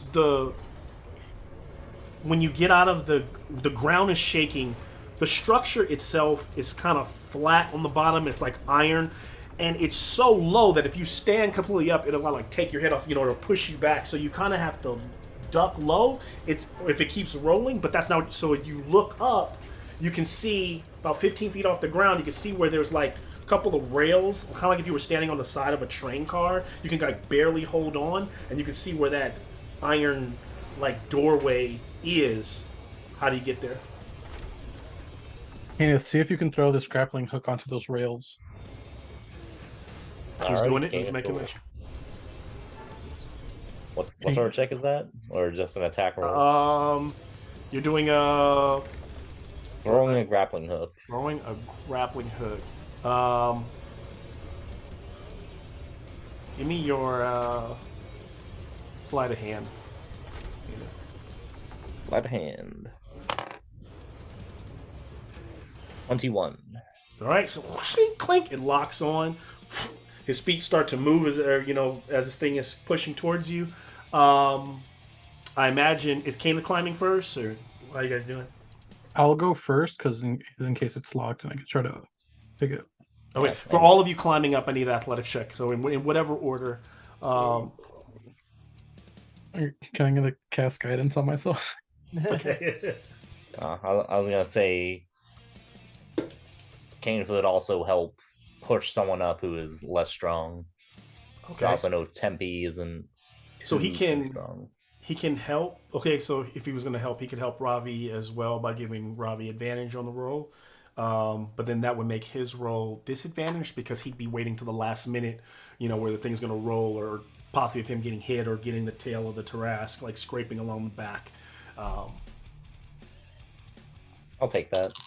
Okay. So you have advantage now, Ravi. Tempe makes it. I'm not going to have any rolls for Tempe. Tempe's like dances up there. He's very dexterous. Advantage, I got a 22. 17. All right. So you all climb up as you make it to the door. At this point, we cut back to the group kind of parasailing out of the sky.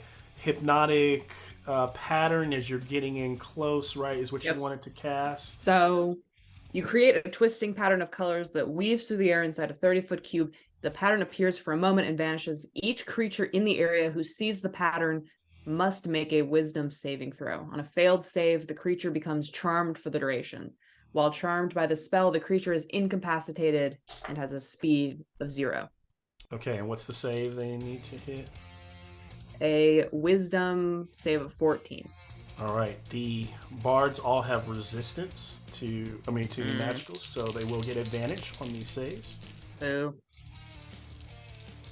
Let's see. We'll go for Too much rattling. Our drummer. It's a nat 20. It's a wisdom save, right? For a 21. Yeah. Actually, not 2. Our guitarist is going to got a 13 and a 10, so it gets a +1, so 14. And then our bass player, oh my gosh, Thank God for the resistance. The bass player is gonna pass with a 14, and then the singer. Curse gosh for their resistance. Cheryl, can you beat one of them with their own instrument? Yes. The singer got a 10, so the singer did fail. Okay. So what happens to it? Charmed? So the singer is now charmed and incapacitated. So they have a spell of 0. So So you the spell ends if it his throat. The Okay. spell ends if it takes any damage or if someone else uses an action to shake the creature out of its stupor. Okay. So you guys are still cascading down. That's going, Dimitri, Yeah. Look at the Valkyrie in the sky. You know, it's just like, and the rest of the band is like, what? What are you talking about, bro? Those are fucking bad people. Like, Valkyrie in the sky. we're still not fighting, but let's roll some initiative in shot case down. any fights do break out, just so we have them. So why don't we roll initiative, even though no one's actually attacking right now, right? Because since you guys are within 120 feet, you're like now closing in on people on this band that's still on the board. Dimitri got a 4. I hate D&D Beyond. 21. All right. 21 for Ravi. Tempe's not here. Amnon. 30-20. 30-20 for Kenneth. Amnon? I got a 9. 9. All right. All right. So kind of also use this when I need to maybe decide who's doing what first, you know, right now. So with Ravi, so as they're, Dimitri and them are descending down and about to get really close, back on top, Ravi, you're standing at this doorway now. And so, yeah, you can see it now. It has like hinges and like a slide down. It actually has like 2 hinges and it has like a lock for like a key. Seems like the key would be rather large, like, and difficult to pick. What do you do? I'm just gonna try to pick it. Okay. I crit. You crit? I will tell you.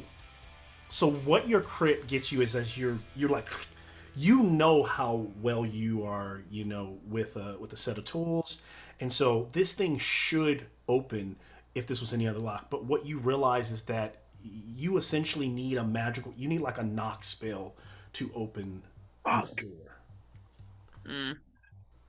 What I will also add is I was also going to ask you to make a stealth check. Because of the crit, you automatically do not have to make that. None of the bikers or the roving trucks that are still there, like pulling up on the side, are even barely looking under there where the Tarask is. So you and the entire group are safe right now.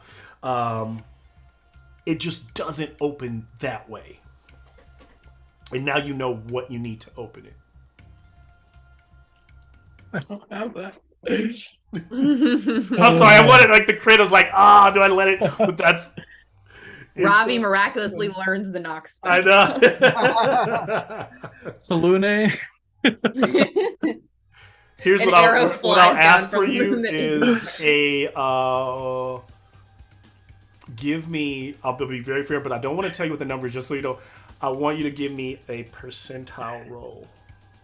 Okay. Reading Said it's them how? magic. You read it I'm however gonna- you I'm read it reading however you want to read it. I'm gonna be consistent. I'm gonna be consistent. You said it's a magical lock. Can Kenneth shove a magical sword into it? Yeah, it needs he knows now it needs a knock spell. I got a 12. Okay. You got a 12? A 12. Okay.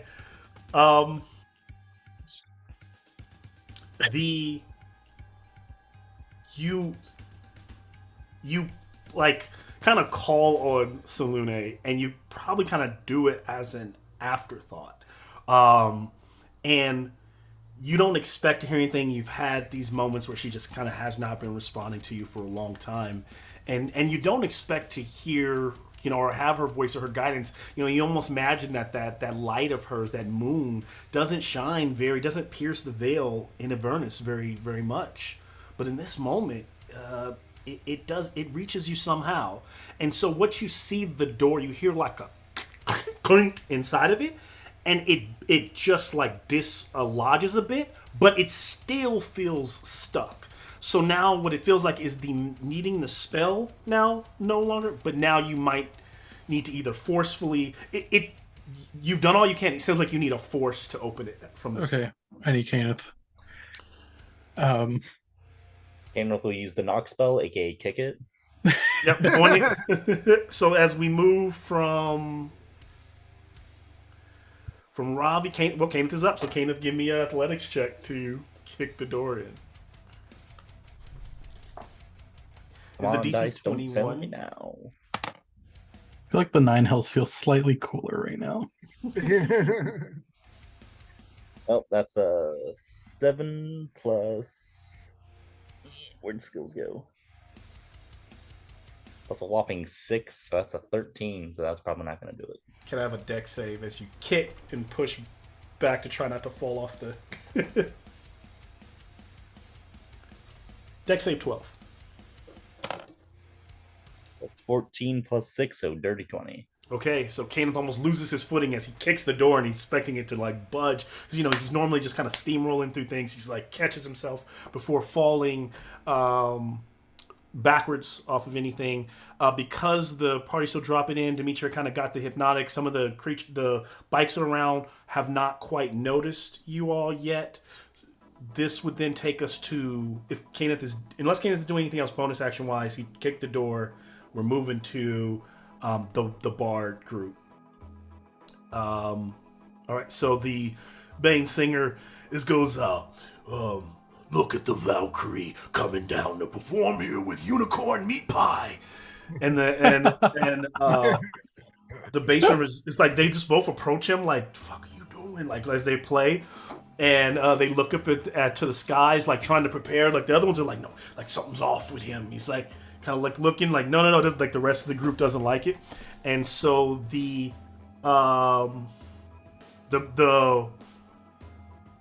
singer will.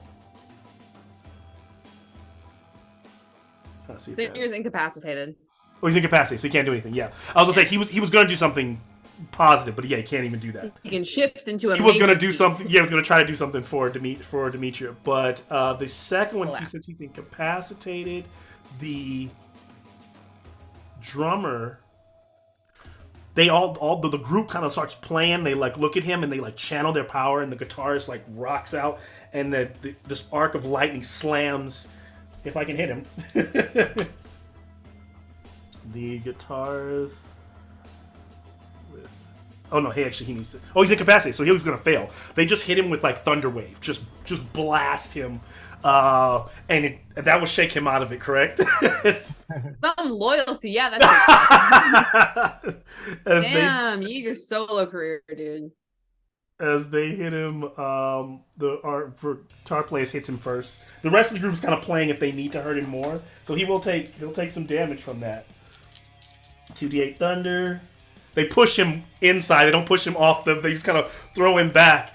And he's like, shakes it. What? Look. You wretch. And kind of gets where his bike fell on the ground. The ugly Valkyrie in the sky. He's taking some damage. He looks okay. He got a bit bruised from the blowback. And then let's see. The other two are... You guys are still outside of my range on that. So yeah, then they just kind of hunker down and are waiting. They're like, come, bring it. All are welcome. You will die here. And then we move to Amnon. All right. And it's not... The singer couldn't do anything because they're incapacitated, but... Can I also, before I move to Amnon, let me have Demetria, anyone in the sky, Demetria and Amnon, can you give me a perception check?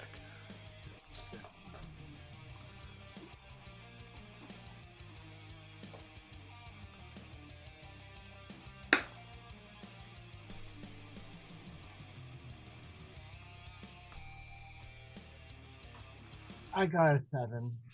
Okay. I got a 3. So you guys are kind of dropping in here.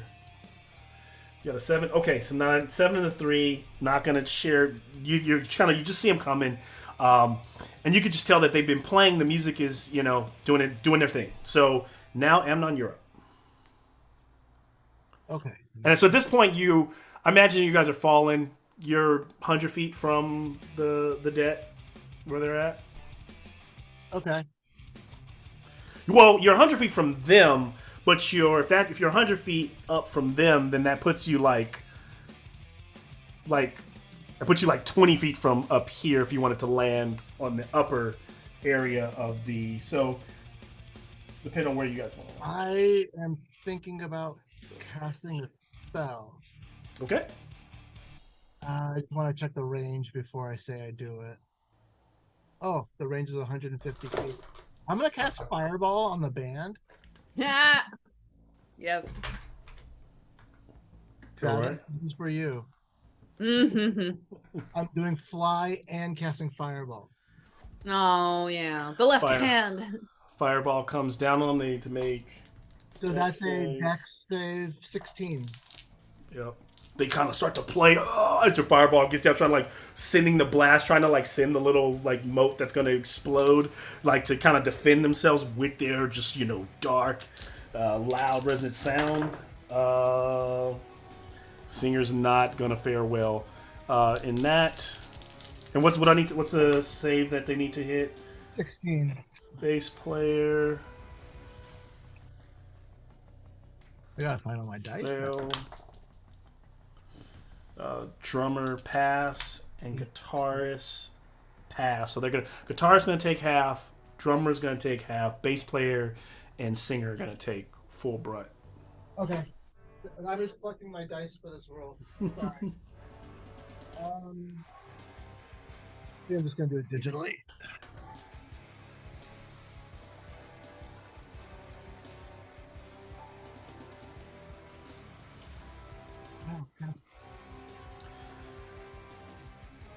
I'm trying to do it in D&D Beyond. At this point, the folks with the Magonel have seen you, so they're gonna. But trying to get it ready now is too close. They can't really get that shot off this round. It's be too close. They would miss anyway because of how close you are to the. So you can't. We don't have to worry about them. Okay, I got 23 damage. Okay, so that will 23 for the. Bard looks up. So when it's all said and done, as the fire rolls off, they kind of play through the fire. As you said, 23, so then that would be 12 for the other two. They played through the fire and the flames. Yeah. So both the singer of Unicorn Meat Pie is just scorched. His skin is all 4th degree burns. He just looks like a charred corpse still walking around, still singing, yelling back at you, while the bass player kind of is wearing this kind of bat suit and this big tall he has the long bass and this tall what do you call it, top hat.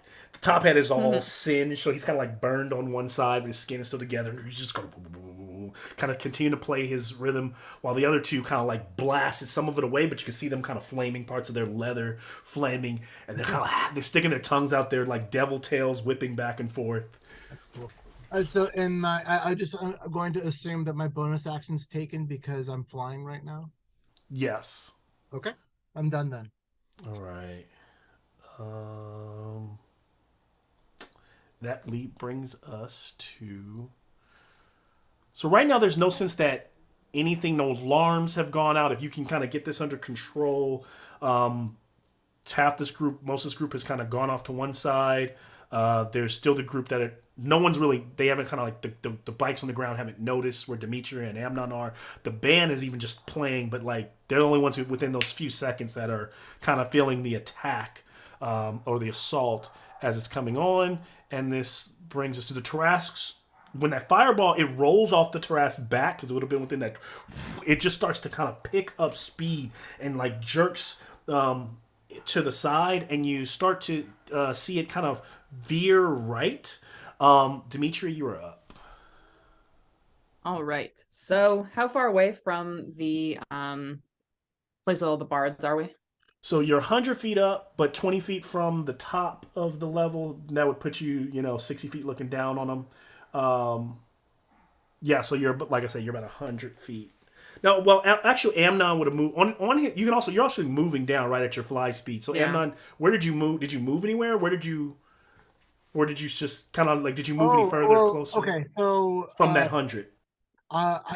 Can we just so Cheryl, did we decide on a place that would we just blast? Yeah, it? I think we should land where the bards were because that's closer to where Ravi and Kenneth and Tempe are, so that we can grab them if need be. Yeah, I think it's so. Do you want to like land where my fireball hit? Yeah, I think that's a good idea. That's where I'm going then. And I am following him. Yes. We go together. You're landing where again? Lion Squad. Sorry, I was thinking. Where are you going?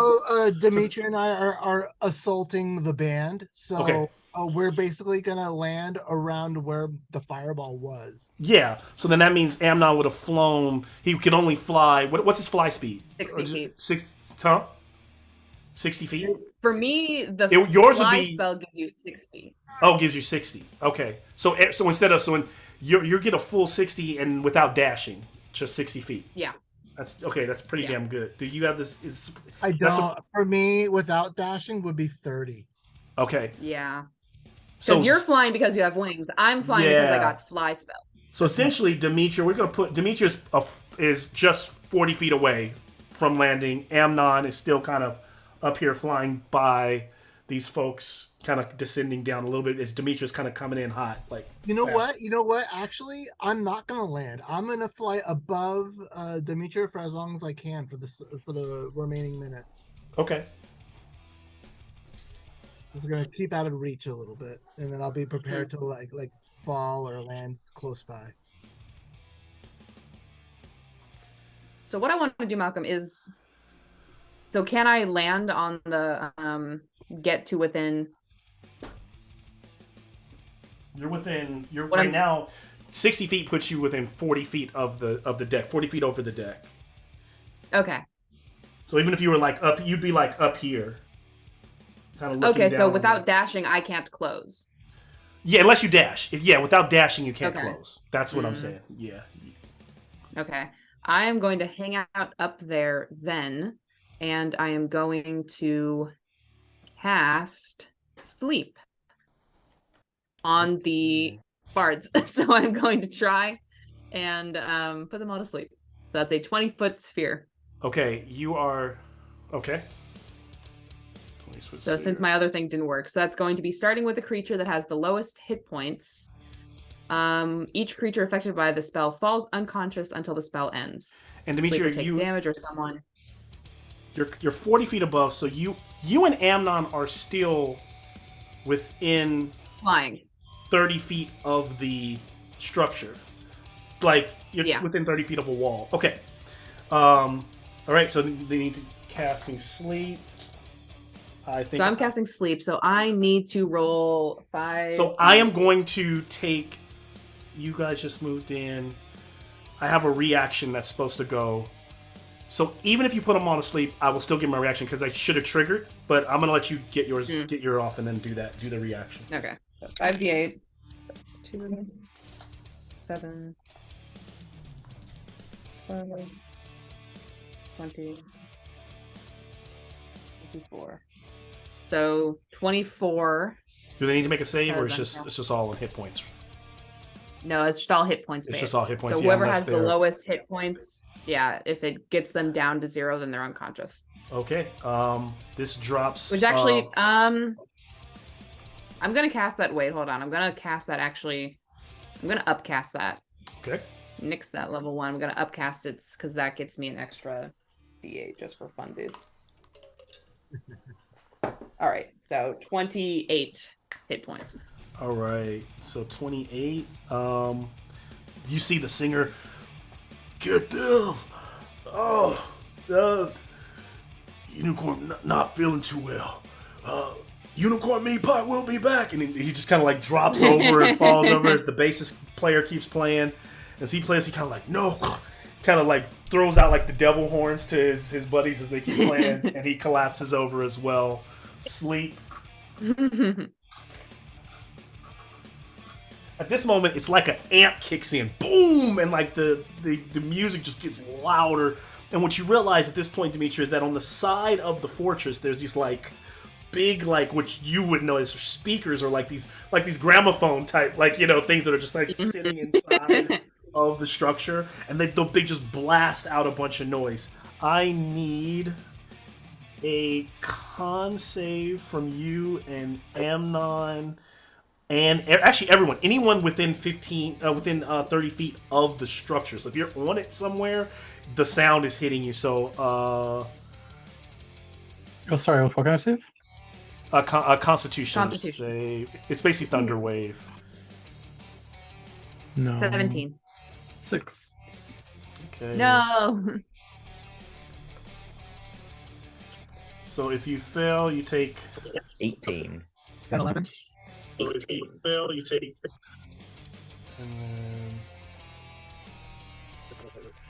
And you realize, as long as this sound is being amplified this way, this action, it's kind of like upcasting it because it's making the output stronger.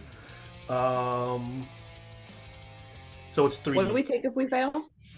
3d8 or half if you succeed damage. So let me roll 3. Oh, I'm sorry, thunder damage. And what? Whoa, what happened? What's going on? Is that me? Is that? No, Everyone's I voice heard is that. okay. That was weird. Yeah. That was weird. Yeah. Okay. But I was gonna say I don't know what's the save. The save is a Constitution save. If you Yeah, fail, you what's take the 3d8. So the damage is going to be 16. But what was the DC? That's the word DC. Oh, I'm sorry. The DC is a. Let me look at. Yeah, I didn't even share with that. My bards. I should know that, right? It was a 5, right? DC 5. It was a 5, right? It was a 5, right? It was a 14. It was 5, right? I heard 5. I don't know what. Yeah, Whoa. like, Oh, I think it's Ohan. and, yeah, on your thing is fine. slowly feeding us back our like last conversation, our last few sentences in a weird way. So it was a 14. So if you pass, you take half. If you succeed it, you take. I mean, if you succeed, you take half. Fail, take the full, and the full damage was What a framed freak. 22 hit points of damage. So 11 if you passed. And now I need you all to also take another save. Give me one second. Wait, Malcolm, I'm so sorry. It was what if you failed, you took how much? So if you failed, you took 22 points of thunder damage. Pass Gotcha. 11, and are pushed 5 feet. So I'm not gonna worry about the people flying, but I need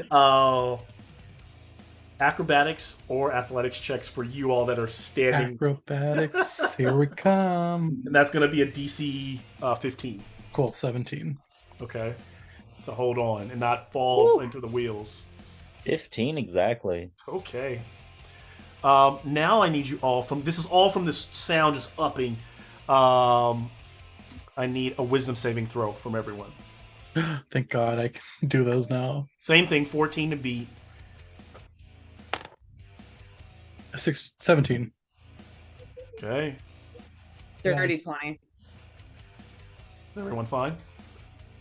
My wisdom modifier. The sound is so loud it's almost I causing your brain to like it's trying to like be intrusive to your focus so that you lose concentration or you start to act, you start to hear the little intrusive thoughts coming into your head. Does everyone pass? Yep. Okay. So that ends for the bards. So that was Demetria. That ends the first round. Right up top, Ravi, we're back on you. I will. The Tarrasque kind of starts like picking up speed, like I said, still veering. And now what you see before you start this new round, Mad Maggie from far away riding on the demon as they're like fighting off the, Chucklehunt using the weapons aboard to fight off the bikers. She looks off to the distance and she sees, she's like, I didn't think they were taking that direction. As the it looks like the fortress is now heading over. It's heading towards a bridge. This bridge is like there's like a pit of slime within a huge cavern like section. So, and actually none of you have the map with you, but inside of where actually Stagad is sitting, he has the map of Avernus. Remember, it speaks. And it goes, here you find yourself in a sticky situation. Poor Shimrath isn't the fiend it used to be. And so there's this deep rift, and it slashes across the surface of Avernus. And as far as the eye can see, the canyon has like this twisting bridge that's kind of cavernous, but hundreds of feet below, it's just a lake of slime. And the slime undulates as though it's breathing. And from a distance, you can see where the river Styx, this red, bloody river, pours into that slime. And the entire fortress is now about to roll across it. This will probably be we'll probably have 1 or 2 more rounds here in the game. We'll definitely be picking up our next game inside, I imagine, inside of the structure. Or depending on what we're doing. Don't jinx us, Malcolm. I know. I'll try not to. I'm going to, just in case we have to stay out here any longer, I'm going to cast Silence on us. Okay. So Cast Silence on the bards. I can't. So 2 of them are down. There's only 2 more up, and they're looking pretty worn. You guys have beaten them up. They're not super beefy devils. And then, so it looks like Caneth the Fallen is up. And I would have you guys miniatures on the board, but you basically are down in this little area right here holding on. If I could put your miniatures there, they'd all be like right there trying to get into that doorway. Shoulder check 2, electric boogaloo. On the door. Alright, go for it. 21. Alright, so this time, boom, slamming the door, launches and breaks, and they kind of Caneth almost kind of spills into the room, checks himself, looks around. You find yourself... And Killjurn's right there. There's a second, even bigger And Taras. Killjurn's in the middle of a door. shower with the shower cap on. I like the idea of a second, even bigger Tarask. Inside the fortress. wheel. It transports you to a demi-plane where there's just a Tarask in front of you. Let's see.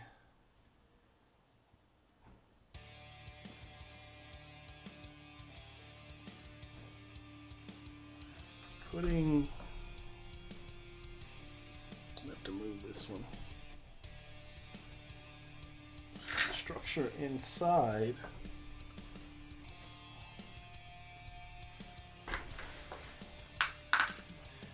And what is now, Robbie? You're in your normal form, right? Your Yes. regular form. So the door opens on this side. Very quietly. Well, he just Silently. shoulder checked the door. So you and Tippy are still on the other side. It's the only person in the room.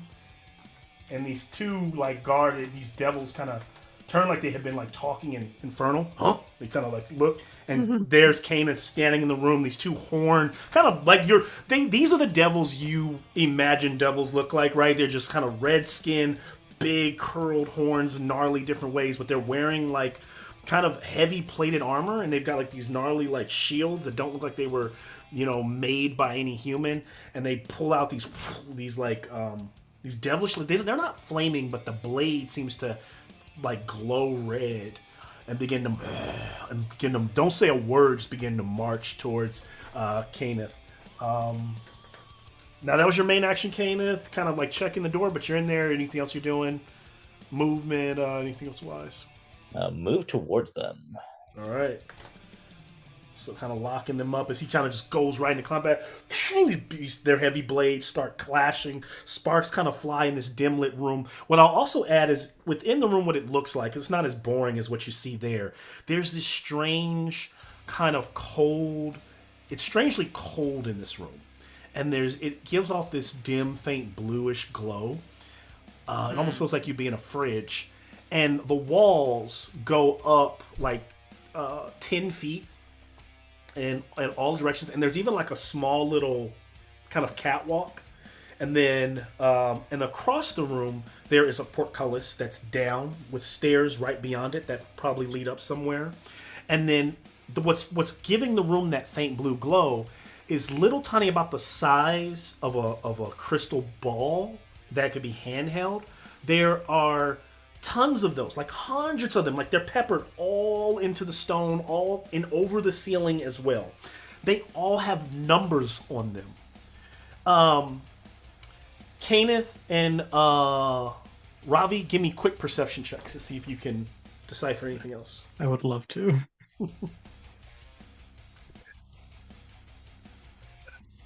30-20. Okay. I rolled low. Also dirty 20. All right, so both of you notice with all the strange numbers on them, this is the prison, and essentially what they are, they look like little crystal snow globes inserted into the walls. You see little pelts of white, like fleck, in each one of them, and they just all have like literally a number on them. Could it be that Killjurn is one of these hundreds of thousands that are in this room? That's what you decipher. And then berserkers, those guys. So finally, I would say, no one can see Ravi with the amount of noise and the music shifting. That would kind of booming the music is kind of like the alarm to signify for the other berserkers who are on the bikes to turn their attention back towards home. So the rest of them are gone and out fighting, but there's like those 8 that were left over who began to ride alongside. They don't jump off, they don't jump on, but they kind of close in, like starting to now see that they're being accosted. Like, look, get him up there. And then this kind of one of this truck that's kind of veering off. I know I don't have the camera on that spot. The crew on the truck fires like a ballista shot just towards Demetria. It's going to be only a +6. It's not going to hit. It slams into the side, deflects off the side of the metal, and doesn't do anything. And it was literally this truck down here riding alongside. The bikers don't do anything there. We move to the Tarrasque continues to run across. It begins to. So now, basically, what I will share is that anything out on, if you're looking from above, like I had that kind of shot here, just think about it as this is. Anything on either sides of those caverns, that's the bridge. If you anything over that is a plummet, so it's like a big 100 foot wide. Anything over that is a plummet into that dark mucusy green ichor below. So something to consider there as you are moving. We will then move to Kenneth is gone. Berserkers have shot. There are only 2 bards left. How far up are you again, Demetria, now? 40 feet. Okay, so then the bards don't do, as long as their amplifier is still going off, they just use their layer action, which would have been right after Kenneth at layer action 20, and they do the same thing. Everybody give me, so no longer the folks inside, Tempe, Ravi are good, because they're in, but everyone else outside, so that'll be Demetria and Amnon. Constitution save 14, followed by confusion save 14. Will this be a wisdom save? Pass the con, barely. Then you okay? And wisdom for the last one? Yep. Okay, 23. Okay, you guys are good so far. I got a 19 for the con, All right. and then I got an 8 for the wisdom. Ooh. Amnon, No, no, I did not get an 8. I got a 13. 13. 13 will still fail, unfortunately. Amnon, can you roll a d10 for me? Mm. Hold on. I will. Three. 3. The creature doesn't move or take actions this turn. So that means you don't move. I guess you could still hover. So you're just kind of stuck flying in the air, a bit confused and jarred. Can't move because of the confusion spell going off. So now, until the band is dead, basically that's their lair action that they do. They kind of spend their time focused on you playing instead of being separate units like they normally would be. They're able to do that or cast it as a reaction like they did the first time. Now I'll get them for you, buddy. Don't worry. we move to Amnon. All right. Do I have to roll for my confusion, or am I good now? Oh yeah, on the end of your turn, you're gonna roll. Yeah, you can roll for it. So you just want to be able to move now, and you can roll to see if you can beat it with another wisdom save. Okay. Got an 11. No, You're still stuck. wisdom save. I'm sorry, 16. Wisdom 16. Okay, so now going forward, you're good. So is it still my turn now? That you would do that at the end of your turn. So anything you could do without moving on your turn, you could do. So if you wanted to rewind, anything like shooting or casting a spell, you could still do. You just can't move. The confusion just. So do that now, then. Whatever you're gonna do. Just like look over to Demetria and ask her if she can figure out a way to home in onto Killjurn's, since he's a celestial in a place full of fiends. Yeah, I was going to use, but divine sense can't go through solid objects, so I was gonna save it till we get into like the prison room. Yeah, I missed that. All right, never mind.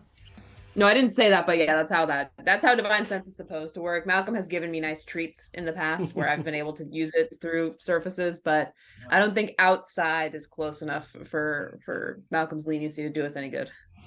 All right, sounds good. But don't worry, that's in the back pocket, and since we had a long rest, I've got all of them back. Sweet. Then I'm done. Okay. Like, aye, Doc. Already planning on it, but yeah, I'll do that. Initiative. All right, initiative for the Devils is 13 going forward, so this puts us at actually them before Demetria, right? Because Amnon's just gone. Amnon was a 9, so they should have gone before. It's fine. I'm just gonna it doesn't really affect you. So Demetria, you go for this round. I'm just gonna I'll have the Horned Devils fight. Kenneth and Ravi since the group split up. So you're up, Demetria. All right. So point out for me on the it looks like the bards are there's one guitarist that's like standing there right on and the drummer are right. Actually, I can just go to a better shot because it's right here. So I'm going to new angle. Interesting. There you go. So what I want to do is I want to fly up to that one that's on the edge with my 60 feet of movement. You would definitely get to him now. And I'm gonna whack him. I'm gonna hit him with the Mace of Disruption. That's a Mace of Disruption bonus. What's an 19. That will hit. And I'm assuming because he is in this band, he is a fiend. He is. Then that gets the extra mace d6s. That's 12. 17 plus 4, 21. 21 to hit. Or the damage. 21 damage. 21, doing damage. They'll take that. Holding on for looking Funny you really... say holding on, because with my crusher feat, okay. I would like to push him 5 feet away from me, hopefully off the edge, so he does a Wilhelm scream. He And falls. off the edge. He falls off the edge. He lets go of his guitar. The guitar is like this like dark purple color, and as you kick him into the chest, the guitar hits him in his chest and it shatters. The guitar was made out of and actually it's not my creativity. The actual miniature, if you see it up close, is really cool. The guitar is made out of a rib cage. So the rib cage and all the bones kind of shatter, as well as just his chest gets pushed in, and he goes flying over the side and falls off. And then you see him, you hear him hit the ground, and you hear as the wheels grind him into mush. So Demetria, let me get a little bit of my sticky putty so she doesn't fall, because this miniature still hasn't broken. Unbreakable. Demetria the unbreakable. So she's good there. She's just got the drummer's like, dude. He kind of like stops playing for a second, looking at her, glances over, just trying to figure out. He mockingly knocks the Mace of Disruption against her shield to imitate the beat that he'd been doing. All right, so he's still there, and so I have how many people left up there? Looks like there's 2. 2. Well, no, the sleep, and it's just really just the drummer now, because the singer. Sorry, the singer should be the singer and the drummer are asleep. And they're holding on. You could kill them like while they're down, probably. So there's no awake active enemies. Except for it's the drummer. It's hard to see, but he's the one that's awake and active. So your miniature's kind of in front of him, but he's like right here on this little makeshift stage. All right, I've got one more attack left on my turn. I'm going to go up and I'm going to whack him. All right, Demetria the whacker. Crusher for a 17. That will hit. Bless you. 7 plus 13 plus 4, 17 points. And then bludgeon it. Well, I can only do that once per turn, so I don't move him at all. Okay, and then can you cause any more damage, or is that it? Or you can't. Thing that you push him, you can't push him. So he's just like he gets kind of like. He hold up the symbol, and I crash through the symbol. Crash through his symbols, go spilling everywhere. His drum set is all like fucked up, and he's like, all right, you win. Like laying on his back, kind of like waving the white flag as Demetrius stands over him. Whatever. For the fair of it, because he's not gonna do much next turn. I'll allow you to, if you have a bonus action, if you want to just finish him off because he's so low. It's up to you. I don't want to finish him off. I want to rest the Mace of Disruption on my shoulder, look at him, and go like, "You need to find better venues to play in, man." We take what we can. And then while with her giving him that moment, he grabs he's spinning one of his drums, he grabs the other ones, and he goes, clack, clack, fuck you everybody, good night. And he just like turns into like smoke. It just disappears. Whether he turned invisible or whatever, he just kind of like made his escape. Demetria, good shit. She's kind of cleared the stage, literally. This brings us back to the fight down below in the bowels of the ship, where the structure where the horned devils will make an attack. So they make 3 attacks to each one.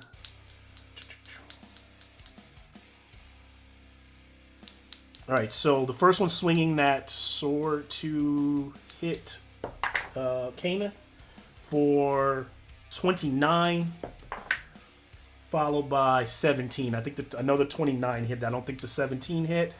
And then as he whips back, his tail goes to strike.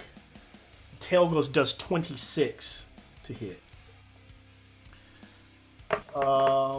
Doing 15 slashing or piercing damage. Actually, slashing damage. I'm sorry, because it's to Kenneth, followed by the tail being piercing of 7. Followed by Kenneth from the tail, I need a con saving throw of 17 or higher. Be a dirty 20. All right, so you pass that. So what you feel, Kenneth, is like pink, the armor catches it. You get like it slams into your armor, and you can feel the stinger go in, and you feel like if it went in any further, the damage would have been a lot worse. But it's not the same thing of feeling a stinger of like a poisonous creature. It's something like more dastardly about it, but it doesn't take effect. The second devil goes on the offense, swinging with its sword for a 17. It's not going to hit. And then swinging with his tail. And then as it whips around, like, you know, Kenneth is like this kind of dramatic moment as he's fighting these two creatures. It kind of turns and opens its mouth, sticks out its like forked tongue, and like blows fire hurls flame for the third attack, which is not going to hit you for a 14. And that's all. That's both. All the devils have attacked. Brings us up to Tempe would be next. Round 3, Ravi, we're back on you. I'll run up to the closest devil to me, and then I'll just make an attack against him. Okay, so now we are in the heart of the assault on this structure, and you're making. So Ravi runs in to make an attack. Put you on this side so we can see you. If you don't, 21 to hit. that will. I think. Let me make sure. Should hit. It does hit.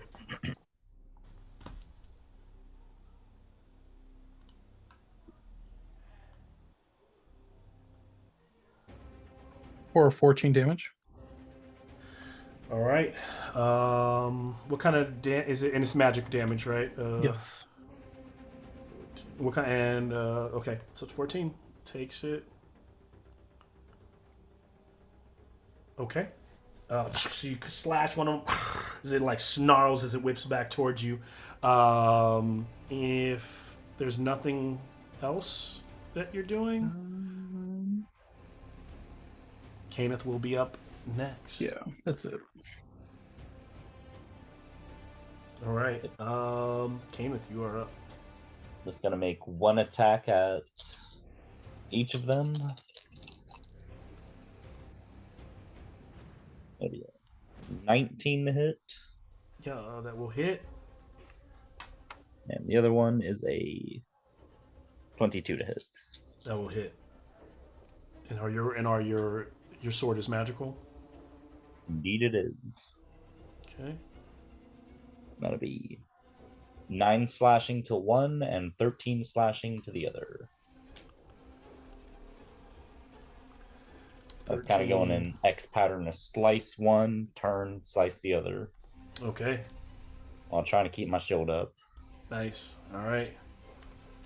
So they both get kind of slashed and stepping back as it's kind of this beautiful pattern as you and Ravi like fighting together, like back to back, side to side, whatever it may be, in this room full of these beautiful globes.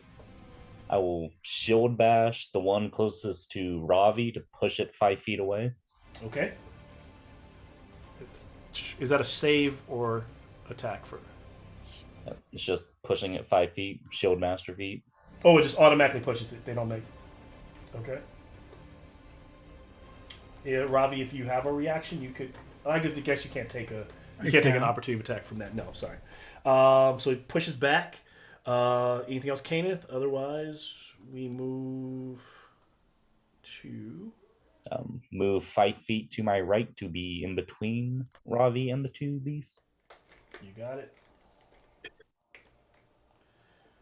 Tippy's in there, kind of helping. He jumps into the fight, of course, narratively. I know he would.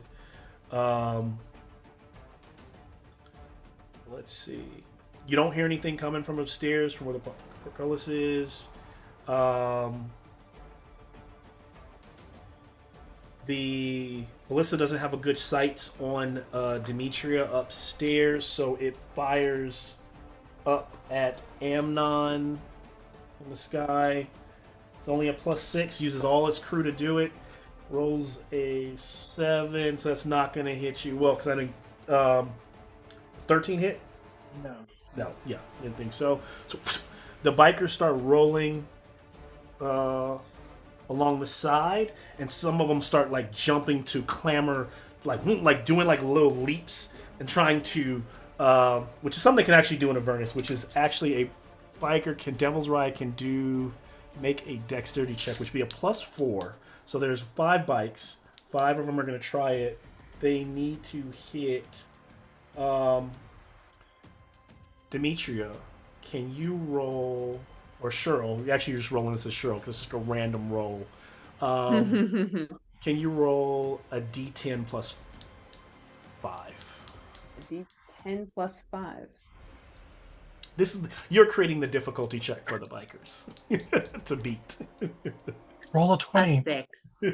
6. On a D10? Yeah. So 12.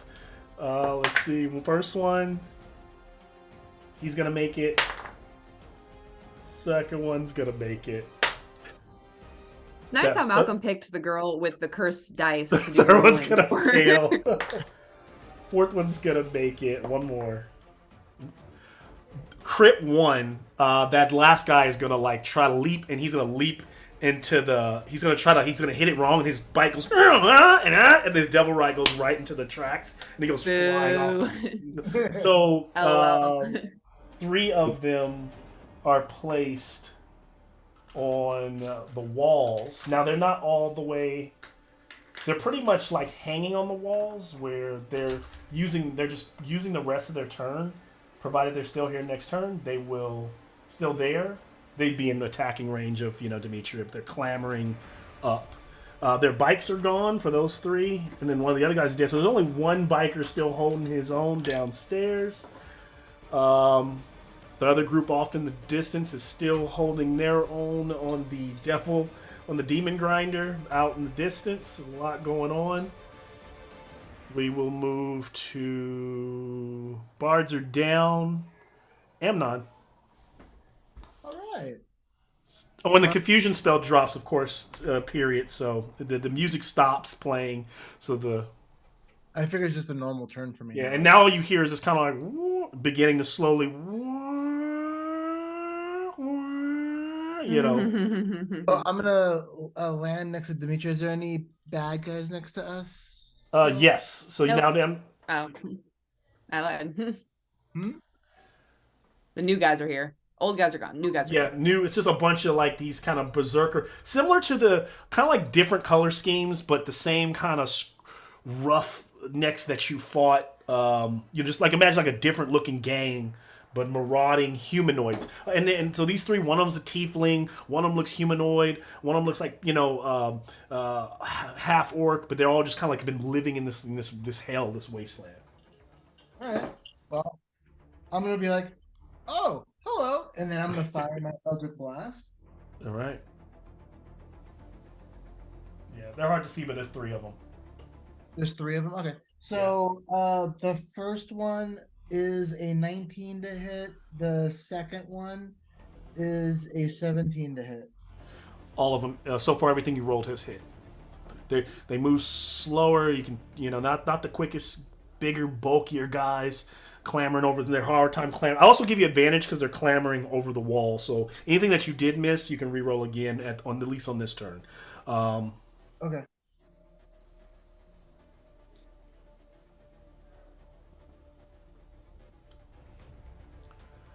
I'm just adding up my damage. I think this is going to be our last turn of the game. Make it good, Nohan. Make it good. I'm gonna target one guy with my Eldritch Blast, and that's gonna be 13 damage for both of them hitting him at once. Okay. And then I will fire my first hit. So that is. You're a little muffled? I'm sorry. You were a little muffled because you were looking away. You were talking away from your mic. What you have to do for the Force Ballista. Oh, it's in. Let's see. Ranging attack and pushing. Okay, so it's just an attack. Cool.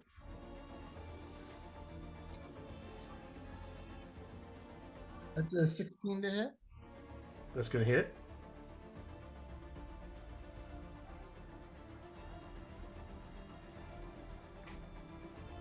That's 10 damage, and he's pushed back 5 feet away. 10 damage. That guy gets thrown off the wall. And as he does, there's kind of like the Tarrasque like roars and its tail goes scraping along, kind of like as it's starting to pick up speed, and he flies right into the tail and gets impaled on one of the spikes. And so as the tail is going back and forth, you keep seeing that guy's body. Oh god! Kind of keeps moving into the back of the scene. He's in the background, back and forth on the Tarrasque's I can tail. imagine that any window or any like line of sight that throughout the whole mission, he'll just look out and be like, "Can I see him?" Was that the only one you hit out of the? Was that the only one you hit out of the 3? I targeted one as long as he kept taking those hits. I wanted him gone. Oh, okay, so then got it. All right, so that one guy is gone. Is that end it for you? All right, awesome. This stuff is going Demetria down. and Amnon pose back to back. Reunited. So now you all see the door, right there, as well, that is closed, and then if it was Amnon, then it's the Tarrasque continues to like run, not kind of like I said, not paying attention to. Now here's the thing: because you're on the bridge now, what has happened is up ahead, because they needed to stay with you, and we see that Lady Silverclaw is still concentrating all her might on a magic, allowing you guys to keep casting your spells. Everything's going well so far. She hasn't been hurt. They have to swerve over onto that bridge. So now she's ahead of them, the bikers that are following her ahead, but the Tarrasque is like gaining, is starting to like push in on them, and it looks like it wants to just kind of like mow everyone down. Of course not going faster than the Demon Grinder, but now it's like that's where they are. They're like in front of this Tarrasque that's like marauding forward. That's where that is. So I think that puts us as Demetria. I will say that the Tarrasque, just because I liked her, is going to claw one of its to a couple of its claws, step on mangle a couple bodies and bikes as they go flying off the edge of the cliff, and kind of like scoops some up in its mouth and throws them. This one guy gets swallowed. Demetria, you're up. Ragdoll flies away. A Tarrasque's got no loyalty. No, it's An animal. Whatever's in front of it. I would like to go over towards the edge and look down and see if I can confirm that it looks like Kenneth and Ravi and Tempe have gotten into the door that they were going into down below us. Okay, so you're looking down, and so to do it, I'm that pulling tail my hooves out of the back. sticky putty thing. Yeah, and so as you do that, Demetria, you just kind of have to like time it, the Tarrasque, and look over, and sure enough, you don't see them there. Give me a perception check, a low one, a DC 8, just to confirm, because you don't see them, you see the door, but just making sure you don't think that they went under the wheels or anything like that.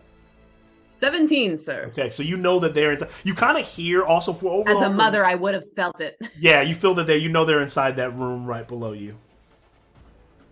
All right, so I'm going to turn to Amnon and I'm going to be like, doors open downstairs, Doc, and I'm going to fly away. Where you fly? Oh, you're flying down there. Okay. Because my flight spell is still going. Yeah, and which is bad because I can't fly again. Oh, yeah. I So grab Amnon and I go. I scoop. It's like, all right, Doc, your ride's here, and I'm gonna scoop him up bridal style, and I'm gonna fly with it. All right, I'm gonna need, because there's that's a great thing where she thinks that she flies off. She realizes she needs to go back and try to grab him. He's like, hey, don't leave me. I need an athletics check from Demetria. It's not because it's easy to pick up Amnon. That's not the big thing. She's big, she's strong, she can fly, but she's also got a spell on her flying, and she's got to do this and carry him and dodge the Tarrasque tail. I needed that disadvantage, and the check to succeed on this is a 14. Athletics. You say athletics? Athletics 14. Yep. 10. So as you guys, why did you have to eat that fucking stew? so here's what happens. You guys go taking off. You grab Amnon, and as you do, one of the berserkers is climbing over. He runs, he leaps, he grabs Amnon's feet. Demetria grabs Amnon, he grabs Amnon's feet. You guys are flying with him down below. Hey! The Tarrasque tail with that guy's face on it, like dangling, comes by as you guys are diving by. Barely glances, just kind of taps Demetria. I need a acrobatics check to aim for as you're losing the flight. You're tumbling because the Tarrasque just smacked you off the We're going down! to try to land inside the room and not on the ground below. Demetria, this is...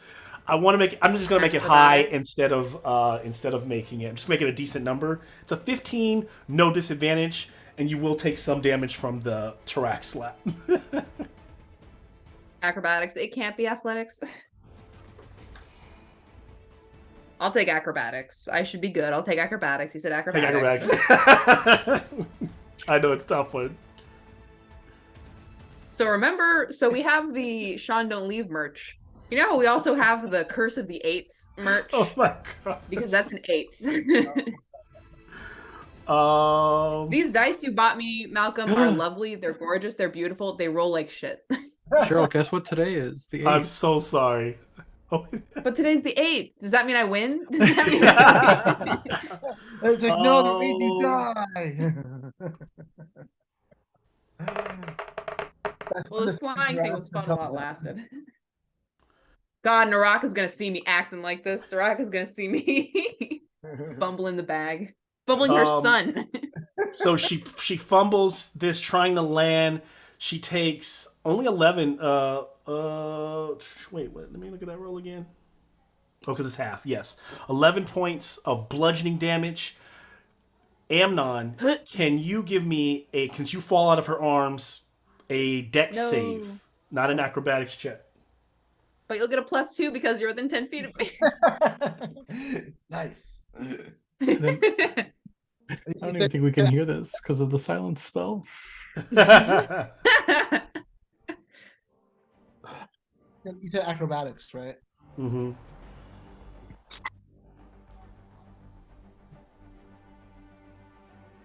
$21. Nice. So Hey! you slam onto the ground and slide inside of the room. Demetria, give me a dex save. This is to grab onto and just have some kind of grapple on as you tumble down towards. All right, dex save. Not bad. 17. Okay. So Demetrius holding on, kind of tumbles down. One hand is there, kind of like The pulling left hand. yourself up. As this happens, I will roll for the devils this turn. So 3 attacks towards Kenneth with 1. For 25, 27, and a 17. So I think those 2 hit. 3 attacks towards...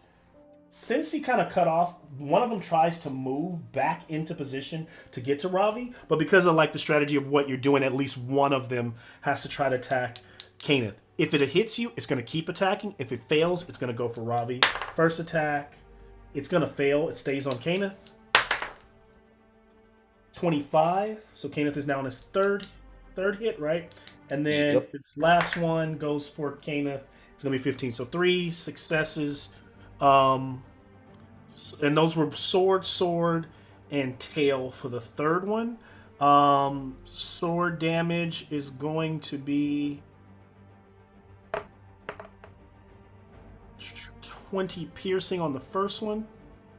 That was a high roll. And 20 slashing. And then 12 slashing on the second one. And then the tail will be piercing for 14, and I need another con save.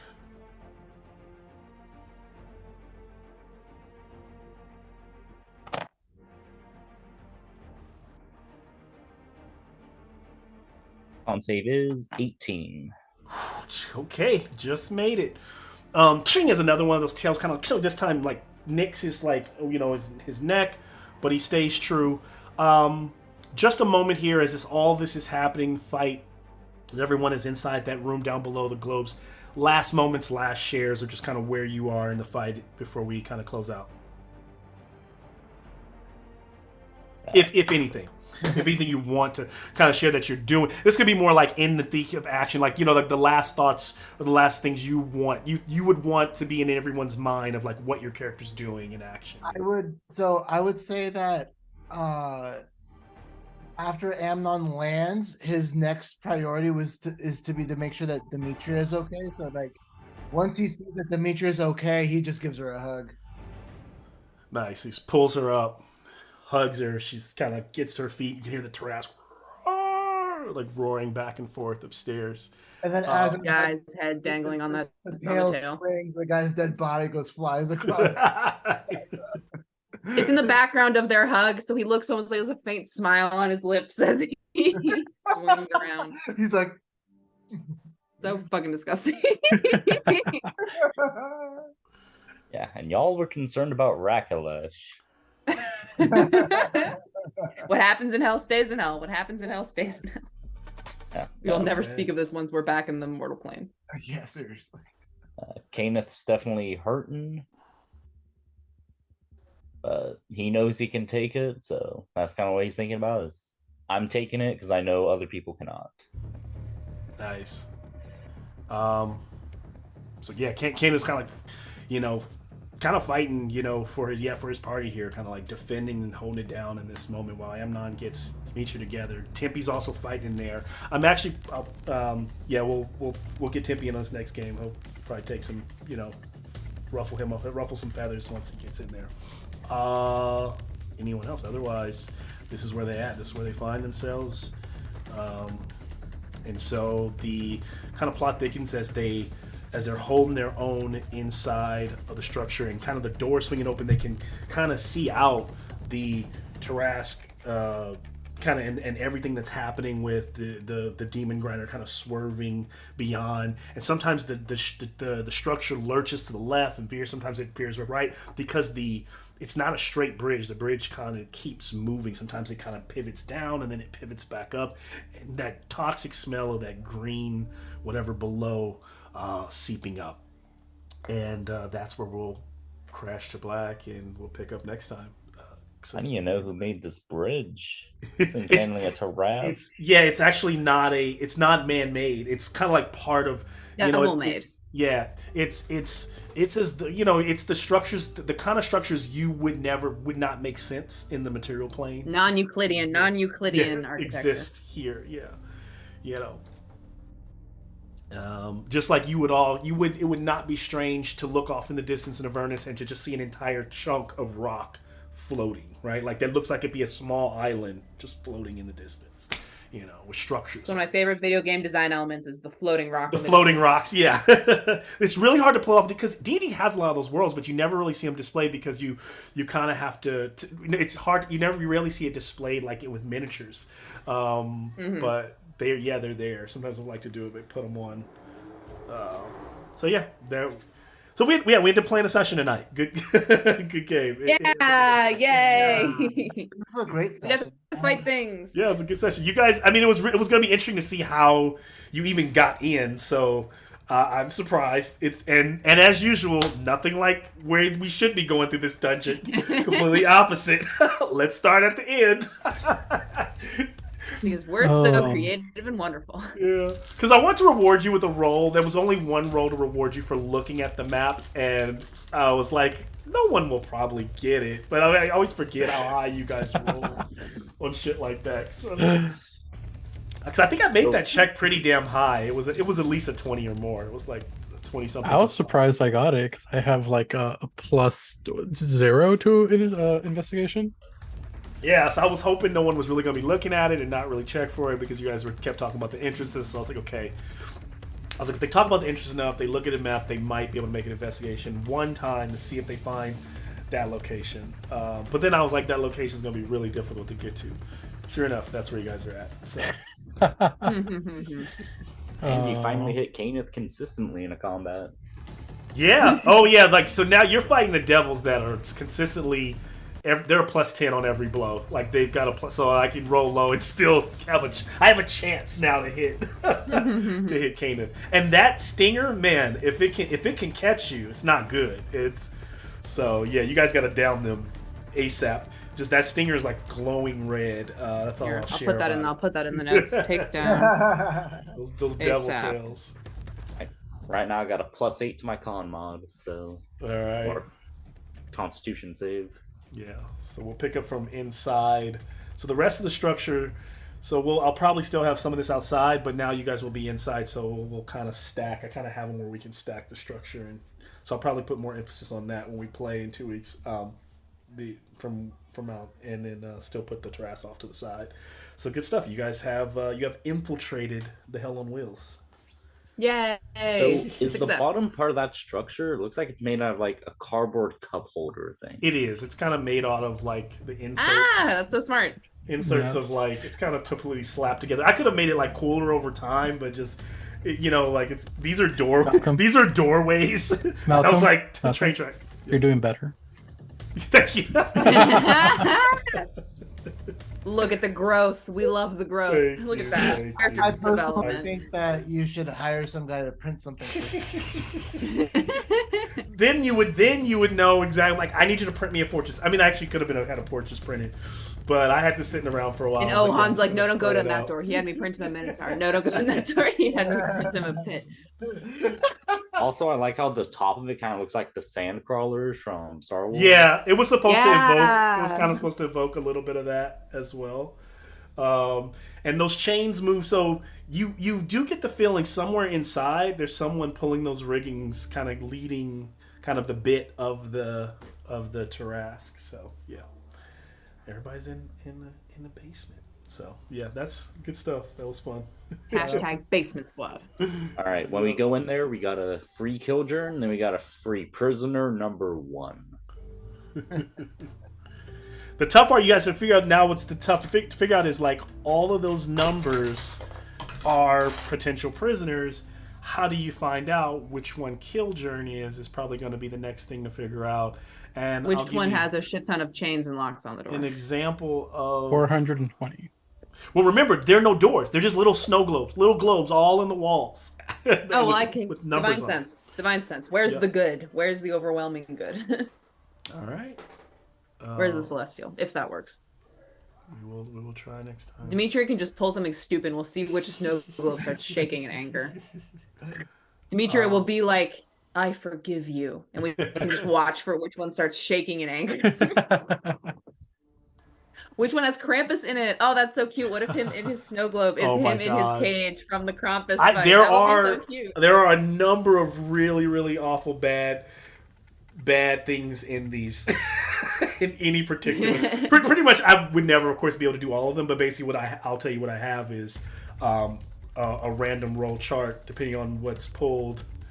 What might come out, right? There's maybe if you pull a random one, there's probably like an off chance that you actually get Killjurn, but there's also a really high probability. that There's you always a pull, chance. There's always and you a end chance. up like fighting a boss you don't want to fight. We just Aldrin start Malek. breaking. Just imagine, Yeah. like, just for example, a Baylor, like they go here, like evil Baylors that no one like trusts anymore would like be put here, or demons like beings like that, and all the numbers are like 6662, 22A, 66622, 23, B, that's, but it's just a bunch of different numbers, yeah, all over the place. Which one has Ebony and Aramis? 6669. Yeah. 6669. Kenneth is a bard now.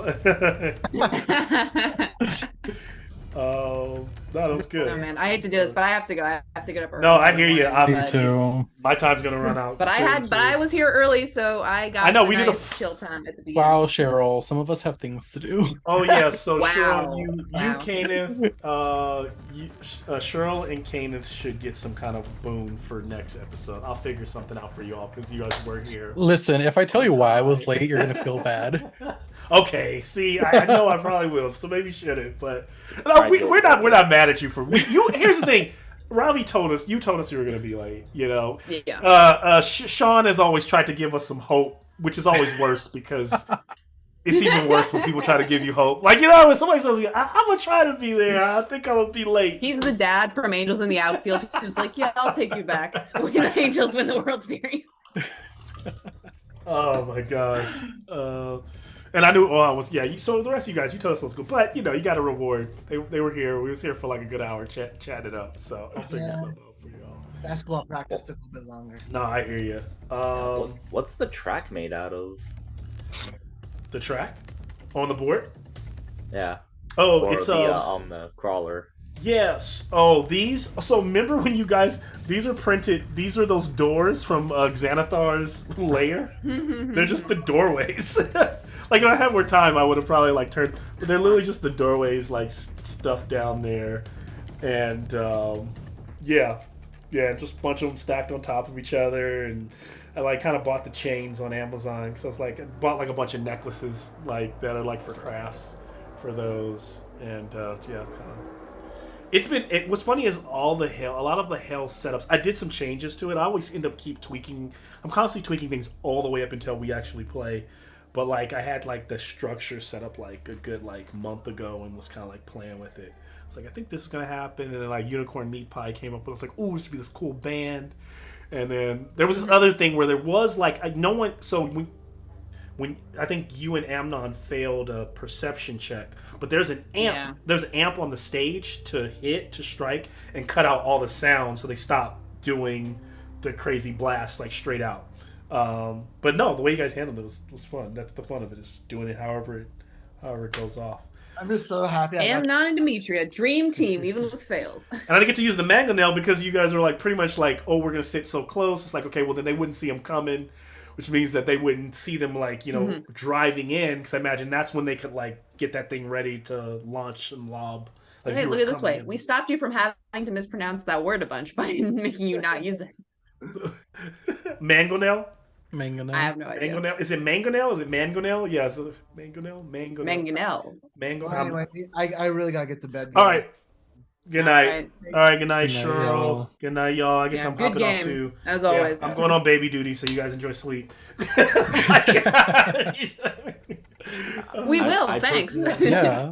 I personally really like, even though it's made out of carton, I really like that aesthetic because it makes it look like it's just made of stone. Yeah, hey, thanks. I'm glad it worked for y'all. Like, it's kind of just glued it together and kind of did a little dry fish and some spray on it. You know, I'll try to take some pictures of it and stuff. So I'm glad you all liked it. That's the point of this setup, is for you guys to enjoy it and have fun, you know, fucking around on it. Let me see something. I probably got like 10 minutes. I wish I had a shot, but yeah, I got about 10 minutes before I get the. Yeah, it's 10. Yeah, it's actually 10:40. I was supposed to be off, so I'm gonna say 5. I'm gonna give. So yeah, if there's any other final stuff, and then I'm gonna wrap up. Let me just I'm gonna start shutting down and just chatting with you. I do want to know what the number for the Solune thing. Let me stop. It's really, I did not think you were gonna. Oh, the reason. So what's weird is I was really surprised you got it, because I always choose low when I ask people to roll. Because most people think you want high, and the number was 20%, a 20% chance. And I thought you were going to probably roll like 45, 35. You know, there's a really good chance you roll high enough to miss that. And you were like, I think you rolled a 12. Yeah. 14. 14. No, 12.